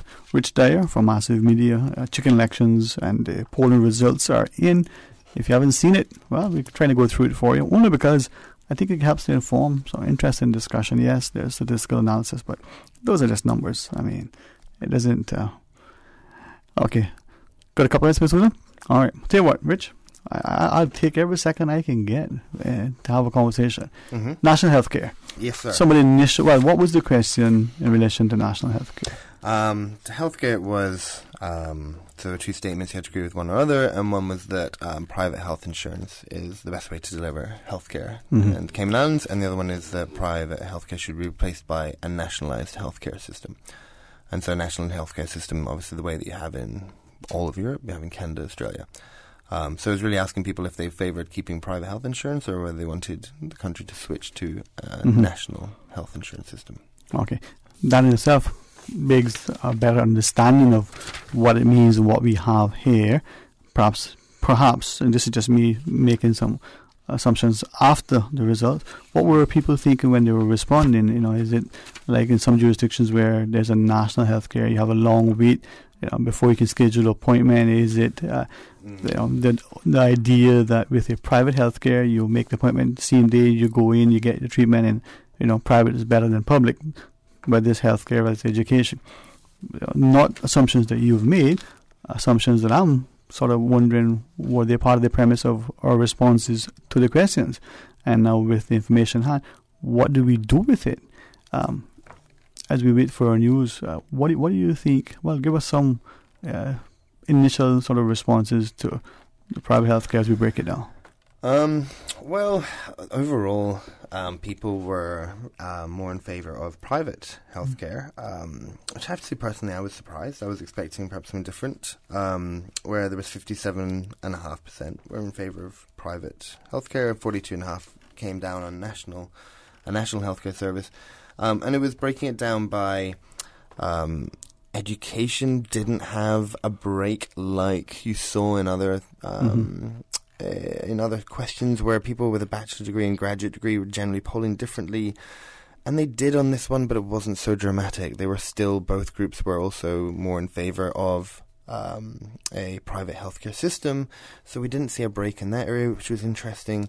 Then breaking down by nationality, there was a couple of very interesting things there where Caymanians were much more in favour of private healthcare compared to expatriates as an overall group. So there we saw a clean split. And you could have expectations, well, that's because Caymanians live a private healthcare system, it's familiar, and that can be something they're more comfortable with, whereas expatriates often come from places where there isn't. But when you looked into the details of individual countries, we saw that people from the United States of America were the most in favour of any group, of any substantially sampled group, in favour of national health care. They came in 67%, and there is a country infamous for having private health insurance.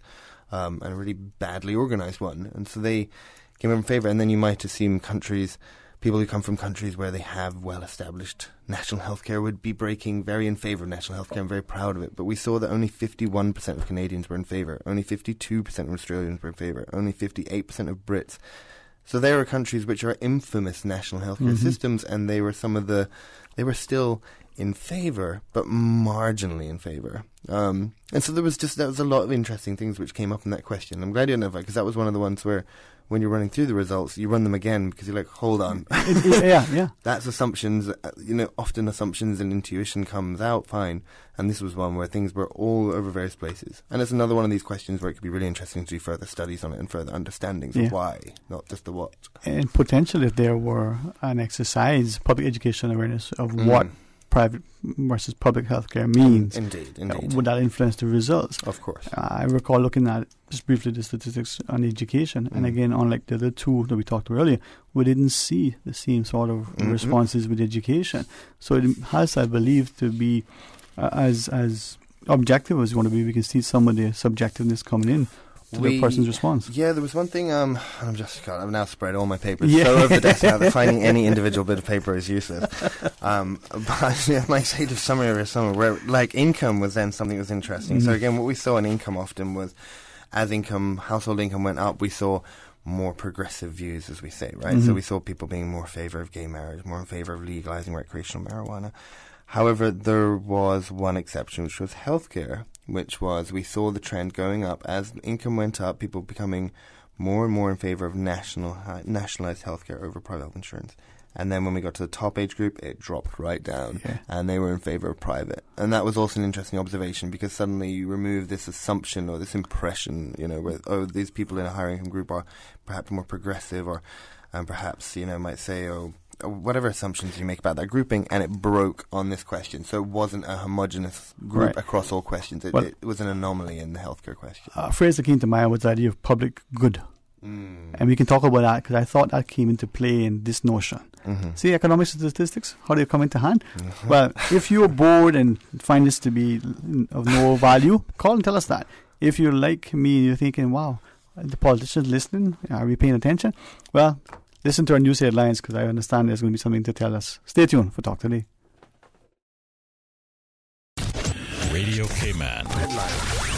Radio Cayman's newsroom. Headline. These are the biggest stories right now. The Chief Justice says Cayman's marriage law directly discriminated against same-sex couples. When returning a landmark ruling redefining the law, he said Cayman's Christian tradition alone cannot form a rational basis for a law. He says the ancient lineage of a discriminatory classification does not make it rational. We'll have more on this developing story right here on Radio Cayman. Good afternoon, I'm Dion Anglin with your headlines and news elsewhere. Officials probing the crash in Ethiopia of a Boeing 737 MAX have preliminarily concluded that a flight control feature automatically activated before it crashed, the Wall Street Journal says. The newspaper, citing unnamed sources, says the findings were relayed on Thursday at a briefing at the U.S. Federal Aviation Administration. The flight control feature is meant to help prevent the plane from stalling. A funeral is being held for a 26-year-old woman who gave birth to a baby boy on Thursday despite being brain dead since December. International sportswoman Catriana Sequeira was declared brain dead after an acute asthma attack at her home. The baby, named Salvador, was born when she was almost 32 weeks pregnant and is being cared for in a neonatal hospital. And Norway has agreed to return thousands of artifacts taken from Chile's Easter Island by renowned Norwegian explorer Thor Heyerdahl in 1956. The agreement was signed by his son on behalf of Oslo's Kon-Tiki Museum and Chile's Culture Ministry in Santiago. The artifacts include carved pieces and human bones from the Pacific Island. That's a wrap of your headlines. I'm Dion Anglin.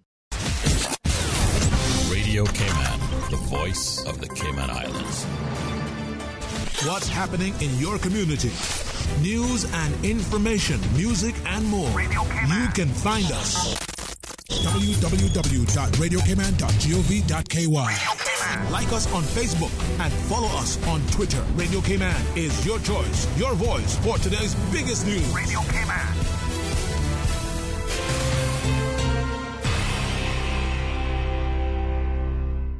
Talk today. But I do have some questions. Talk today. Cayman Islands' foremost listeners' participation program. Talk today. Because there are more questions than answers. What the public is saying. Waiting to take your calls right now. Sterling Dwayne Ebanks.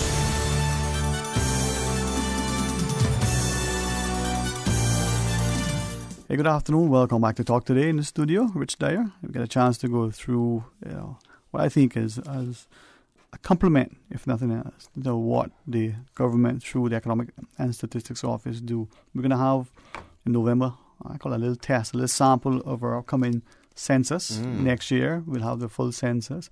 We know the Economics and Statistics Office on a very regular basis, collect data on the labor force, on different things. But here is a credentialed, scientific approach by a private sector entity to say what are some issues that are important. And when we look at healthcare, I think everybody's saying, we want healthcare.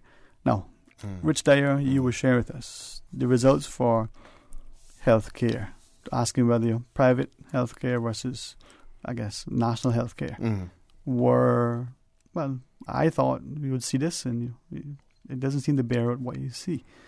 Now, anything that you want to add to that? Don't want to put you on the spot as you were crunching the numbers, thinking after, I wonder what this means. Any sort of analysis and commentary, or should I just?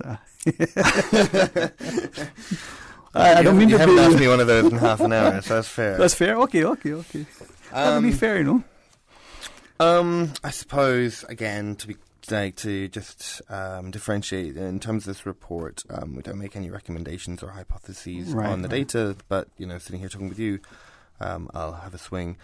If you don't mind, thanks. Yeah, no, and I think I was surprised in that the nations which have nationalised healthcare did not come in as strongly in favour of it as those who do not, and the Americans, the people from the United States of America who completed it, came in as one of the strongest in favour of nationalist healthcare, which I thought was also fascinating, and I think it's most maybe interesting to challenge the assumptions I've made about perhaps those from the United States I've met here tend to be more, what's the word, progressive, or do I say liberal, or you tend to find those sort of Americans outside of America more often than you find inside. So that might indicate why they so strongly answer instead of something. It could almost be a statement, a political statement as well, rather than just a considered viewpoint. And then in terms of people from Caymanians, came over very strongly in favour of private healthcare, the strongest of any nationality. And that, in a way, I was also a bit surprised by how strong it was. It is the healthcare that exists here, right? It is the one that is familiar, but also you are aware of complaints of cost and of access and of things, and this, being part of the UK, being familiar with a place where there is a national healthcare system, I suppose I had expected it to be slightly different. Yeah. And so when you say about hypothesis, I think in some of these, I struggle with what I would say is there's some parts in this data which we would really love to go back and look at in more detail, and to actually now operate interviews and focus groups and do maybe surveying around a topic, right? So I don't just ask you one thing about healthcare, maybe I ask you a series of questions and then I supplement them with focus groups and some subjective data, and then you start to really build up a pattern of the reason to why. Right. And we would love to do more of that, but something like this, we could spend years operating projects, delving into specifics of I can see some of the students, if our schools are able to embrace it, I can see students at UCCI and at ICCI both, through the auspices of even you or the ESO, taking this up, because this can be an ongoing research project. Be brilliant. I should have thought of that. If I could have a fleet of field agents coming from the schools. No, because it gives the society information, but also gives the students practice. So that budding psychologists as well as the budding economists, to that, actuarial scientists who going forward, but even just the social scientists in a sense. With respect to the results for national healthcare, is it my understanding that favouring national healthcare versus favouring private healthcare? Just to repeat, Caymanians, when I asked that question, were more in favour of private healthcare, and the expatriate population were more in favour of national healthcare. Yes. But when we broke it down, just repeating what I thought I heard you say this. Expecting the US that has the national healthcare system, private, they were saying no, we would favour a national healthcare. Yes. But in places like Canada, for instance, that have, it was close. It was very close. It was in the margin, And then the same with the United Kingdom. United Kingdom was still, Kingdom was in favour. Like South Africa, they were both in the 58% for national healthcare, but you had places like Australia and Canada, which came in 51%. Ireland came in at 53%. Places where you would assume would be strongly in favour of national healthcare. Right. I was looking at it, and this is just a thought process. After the information, I do recognise and really greatly respect the length at which you went to make sure that the questions were as objective as they could be. They seemed very simple. They didn't seem to, you know how some questions can lean you a certain way? We rewrote those multiple times, and we sent them out for testing. We tested the questions before we did the research to make sure we removed any of our bias, because we all have our own personal views. Exactly. And that's part of rigor in research, is to remove personal bias. And questions, you might not recognize it, but you can ask a question. Well, in course, it's about a leading question. You can ask a question and already have a bias without you even being conscious of it. Of course. As the responder. The person looking at the question. It was one of the things, one of the things I study is one of the parts of in doing master's research is understanding the philosophy of manipulation and the philosophy of bias, and then being able to understand how it's applied and how it's affected. We looked at loads of organizational history and the impact of personal bias and personal agency on decision-making things, and you have to learn about all of that, so then you learn how to identify and remove it yourself. And you do go to pains to keep questioning yourself and to not try and put your agenda, because it's also tempting to put my personal agenda or anyone's personal agenda into You're telling this. me I live... You can want to. It's a very reasonable, normal thing to want to put your agenda into things. It's human nature. Yeah, to remove that from this it's part of rigor in research, right? And the idea that I wanted to really appreciate you in looking at healthcare is that we look at, I mentioned, the phrase public good, and the notion that if we take some countries, whether it's Germany or some other, European nation that has the access to healthcare the way it does, for the populace that pays a tax, because it's being paid for by somebody, and that money, healthcare and education, isn't this thing that is only available to these people that have means, whether it's through a health insurance plan or whether it's through a trust fund. If it's only accessible because you have money, what is that doing for the populace? If it's available to everybody, this public good notion, are you then, as a populace, sort of avail of funds to travel, to study, to do other things, to, enjoy life more? The more... Yeah, I'm going to advertise probably my personal politics when I answer this. I would say that you'll find, in terms of cost of healthcare, it's much more affordable when you nationalise it, when you get the cost. Because although, you then have a taxation. Economies of scale, right? You remove a private cost to the individual, right? So, just paying a national instead of private, you're still paying for it.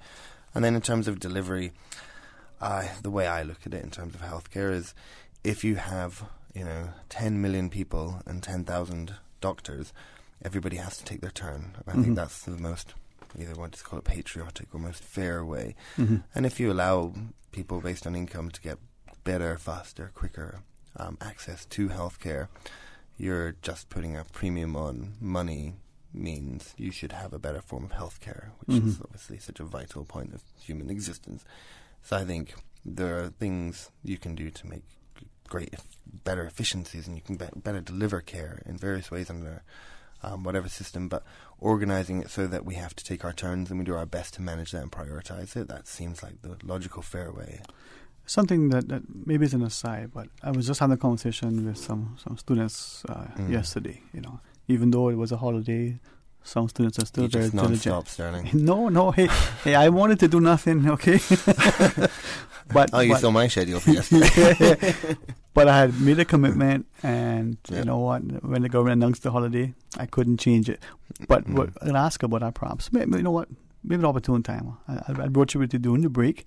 We do have a call, I'm told, but we have Susan who's in control. So stay tuned for Talk Today. I know. Awake your taste at Daily Grind Cafe, Cayman's longest running coffee shop. Enjoy our cozy ambiance at Dr. Roy Drive, Georgetown. Or visit us online to view our delectable menu and for limited time offers at dailygrindcayman.com. Michelle T. album launch, Blessings All Over Me. Sunday, March 31 at Light of the World Christian Fellowship, featuring Rising Stars Dance Ministry, Georgia Isaacs, DC Praise, Williams Quartet, Women of Purpose, Roderick Brown, Sister Opal, and Second Chance. Admission is $20 with a complimentary CD and a chance to win 2 passes to the Memorial Gospel Fest in West Palm Beach. Get your tickets at J&M Electronics, Famous Restaurant, and Funky Tangs. Jesus to Calvary, judge and jury, found him guilty for loving Second Chance and Michelle T. Blessings all over me. Come celebrate the Michelle T album launch. Sunday, March 31 at Light of the World Christian Fellowship, Smith Road. Doors open at 6 p.m. Showtime, 6:30. Sponsored by Kmart Hair and Beauty Supply and Majestic Meals. Headlines. With the latest headlines. All the news when you want it. Tune in to Radio K-Man for hourly headlines of the day's top stories. One of K-Man's bright and shining young stars. Local, regional, international. Turning to international news. Updates on the hour between 7 a.m. and 6 p.m. on weekdays. Radio K-Man News. Headlines. Your voice, your choice for today's biggest news. Miami is so much more than just a shopping destination, offering a variety of vacation experiences. And regular Miami airfares are now from just $182 CI round trip, including taxes, with Cayman Airways. Call 949-2311 or visit CaymanAirways.com. Hi, I'm Dawn McLean Brady, President of the Cayman Islands Small Business Association, better known as CISPA. Small businesses drive Cayman's economy. As small business owners, we depend on government to create an environment where we, as entrepreneurs, can do what we do best, and that's to provide products and services that are valuable to our customers and, in turn, employ others. The cruise piers and cargo ports provide these opportunities. Encourage our government to build a port and let the Caymanian entrepreneurial spirit shine. Support the port, support our tourism. Talk today. But I do have some questions. Talk today. Cayman Islands' foremost listeners' participation program. Talk today. Because there are more questions than answers. What the public is saying. Waiting to take your calls right now. Sterling Dwayne Ebanks.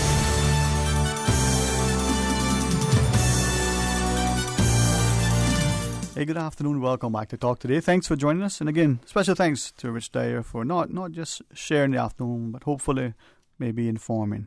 We do have a call online. Thank you for waiting and thank you for joining us. Hello, good afternoon. Okay, well, sometimes, you know what they say, sometimes you're the diamond and, well, sometimes you're not. Well, maybe in the rough. But Rich, as we were looking at the results, and we're talking about private health care and the notion that accessibility to it, perhaps more knowledge and education of what access to healthcare means to our populace, the cost, the fact that you're healthy. You're a healthy, educated populace, may exercise more, may make better informed decisions relative to environment, to development, maybe to political policy, social policy. I see a lot in this research that you've sort of published. Hopefully people don't see any other than an inquisitive, informative mind. I was that in school. Yeah, I mean, I have to say, well, I wouldn't say the department. I guess I don't know if I meant to, but we did have a call from one of the government departments asking if it was okay if they used the research and referenced it in future in departmental comms. And we were like, well, yes, of course, absolutely. It's in public domain. That's what we wanted to be used for. So at the very least, from that anecdote, we know it's being used by one department. And we did email it direct to all the MLAs, so we did send it all to them. And say, I want to tease FYI. So the next time you have one on, you can say, "Did you get that email from Rich?" Yeah, I asked him to send it to you. No, I mean, we did make a commitment that we sent it to the media and government in advance of the public release, because it is useful data, and we wanted to them to have a chance with it before it went out. But the idea that it is useful data, it's about us, our population, it's about issues that we are aware of. With great respect, the whole issue of single-use plastics. There may be my words, not Rich's, not Susan's, my words, a lobbying effort by a certain sector in our society to say, well, should we be looking at it? If we go to our schools and talk to our children, what are their views on single-use plastics? Right. Is it an environmental or an economic consideration? Is that being influenced by the classroom or the home? Right. Then the other issues, how will that translate into potential of what we need to do? I focus on the whole idea of healthcare, a national healthcare versus private healthcare. Can the two exist? Do we need to have one over the other? If you have only one, which one? And if that one means that more people access or is only accessible because of who you are and what you have, then what does that do for the rest? These are things I see coming out of the the research now. I may be reading too much into it and maybe need to get a life, but I don't know. I'm just not sure. If you need a life from reading it, what do I need from having written it? No, but this is why I think, and the lady caller earlier who shared the notion that perhaps as we get this and look at it, it's easy to read. I think we can have a fair degree of confidence, at least I do, in that it's presented in a way, has been researched, the information has been collected, collated, and processed in a way that we can look at it and say, oh, but you made it very easy to read. What does this mean by this particular demographic? The variables are there. I mean, that's the thing. One of the things kind of you want to do as a kind of researcher is there's nothing more kind of irritating and or useless to me is like a wonderful piece of research which is buried in a huge document I don't want to read, and it becomes useless to me. It becomes restricted to the very few people who are dull enough to read and understand the entire thing, and to be lost with, like, there's a lot of research here which is a lot of long-winded both discourse and mathematics, which is useless. So it's academic, man. Yeah, what we honestly try to do. I mean, it's not only academic. It's verbose and it's self-indulgent. You might say. Actually, I think plain language reporting. Sorry, I just show my true colours. I don't think it's it's plain language reporting and making something easy to digest and easy to consume is really important in report writing. And it's something not only with this we do with kind of all of our research, and it's something that's very key to good research is making something where you can draw out the key information very quickly, and if you want to get more detail, you can, to your heart's content, you can read everything. But if you want to get some specific bits of information, or you just want to see a summary, you should be able to get that. You should be able to get something that's clear and concise, and something you can double check yourself if you want to go and look at the information that's there. But it should be, and it is the way we've presented this, and even on the website, we have these charts where you can go and click the variables and the charts animate and they move, and you can keep just playing around with all the information. It's kind of fun and engaging. If you just want it on the website, that's great. And then if you want to download the full report's 38 pages, but it starts with a summary, which is a page and a half, which kind of summarizes everything. And then we have individual chapters broken down, which talk about, broken down by demographics, whether it's nationality or age or gender, whatever. And each of the questions then broken down. So you can get to all this information really quickly and see something that you want to see. And you can find the specific information you want to find very quickly and very accessibly. And that, I think, is the key to presenting information, is to make it so you don't have to have a PhD in research to be able to disseminate to be able to discern, what this report is telling you. It should be something that everybody should have access to. And that's the point of good presentation. And I like the fact that the 6 areas, yes, we could probably pick 6 more or 6 different ones. The gambling and prostitution one you suggested earlier sound much more fun. I almost want to joke and say, maybe that's going to be hands-on research, but let's not go there. That was Sterling, not Rich. No, that was me. You know what? Hey, but the idea that couple of topics that you selected, right? The development issue. We know that the government is going to be looking at having engagement with the public, talking about zones and areas in 7 Mile Beach. It's coming in. We know that the discussion of how many stories the buildings should be. Right. The issue of gay marriage, marijuana, the legalization of it or not. In closing, just not to be dismissive of it, but just to show how it sort of pans out to the rest of it. Let's got a couple of things, because I was intrigued by income as well as other areas. But tell us some of the responses to the question. Well, what was the question about marijuana? So marijuana was about recreational marijuana, and it was a straightforward question of should recreational marriage You know what? We can talk about that another time. That's a whole other show.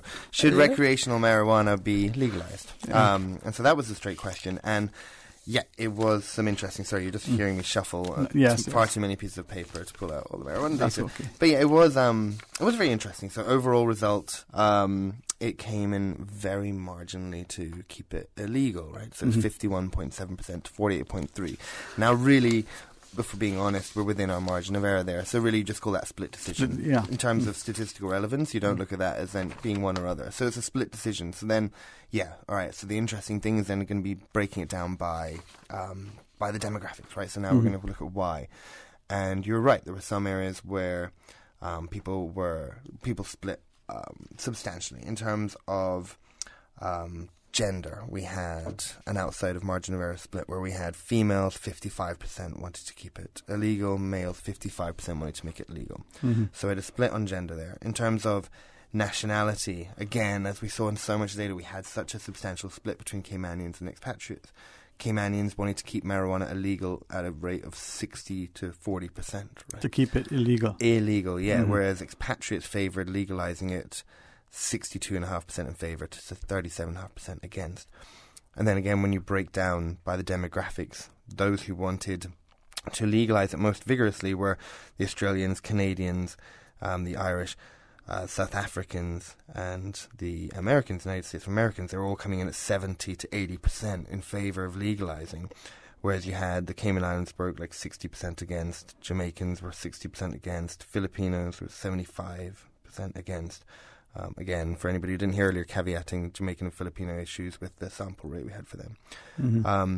And so seeing the breakdown nationality was very stark.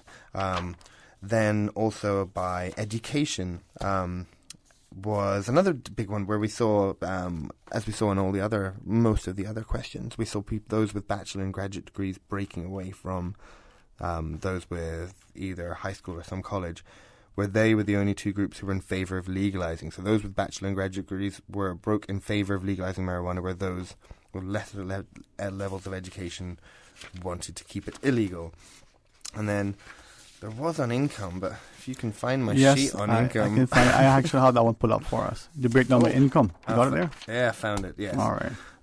It was another one where you saw there was a lovely trend there. You can see there's a little bit of variability in the middle of income, but generally as income levels went up, people became more in favour of legalising marijuana, which was again something we saw these kind of, whatever you want to call progressive kind of views or whatever you want to call it, as income went up. So even at the bottom income levels, we had 64% of people wanting to keep marijuana illegal, but at the top level of income, it was up to 58% in favour of legalising. And we saw this trend just almost actually a little bit of stagnant kind of movement in the middle, but generally you had a trend line. You can see quite clearly as income goes up, people become more in favour of legalising marijuana. Income and education was almost parallel, in tandem, right? Yes, you did see that across all things except for healthcare, which we talked about, where income broke away. But otherwise, you saw a trend between education and income following similar patterns.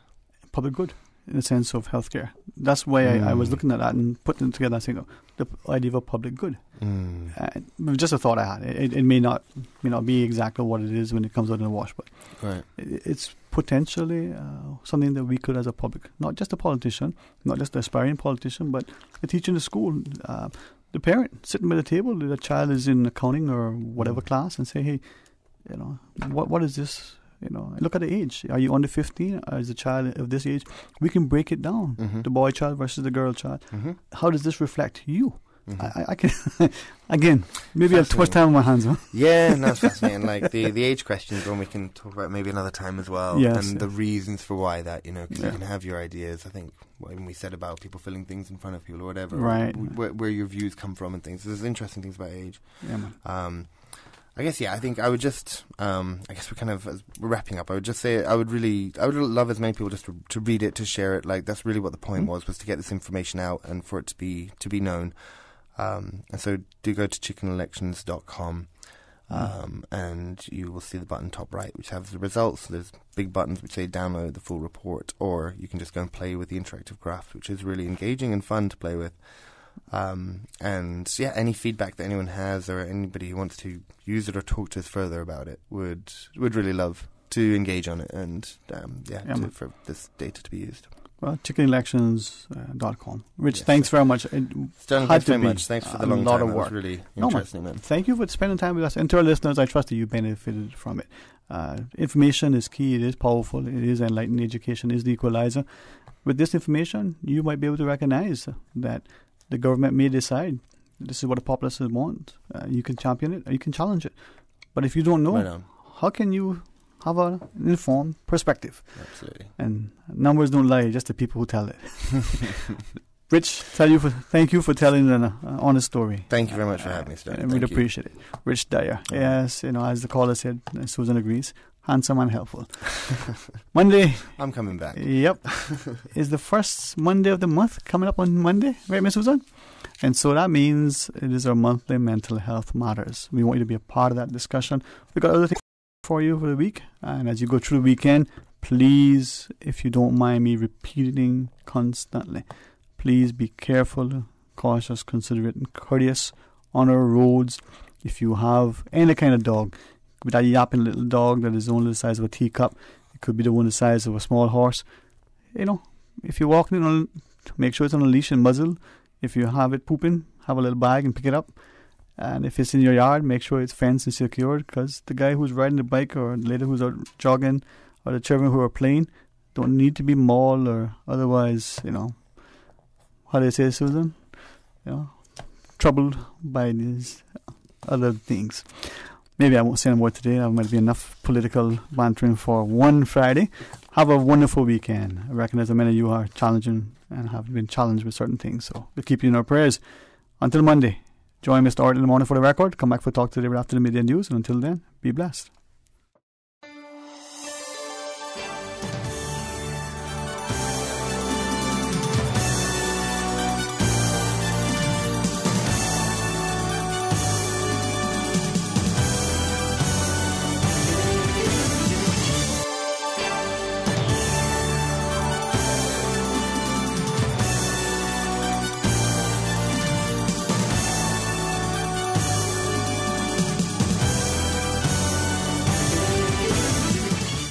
Shaken yet standing firm.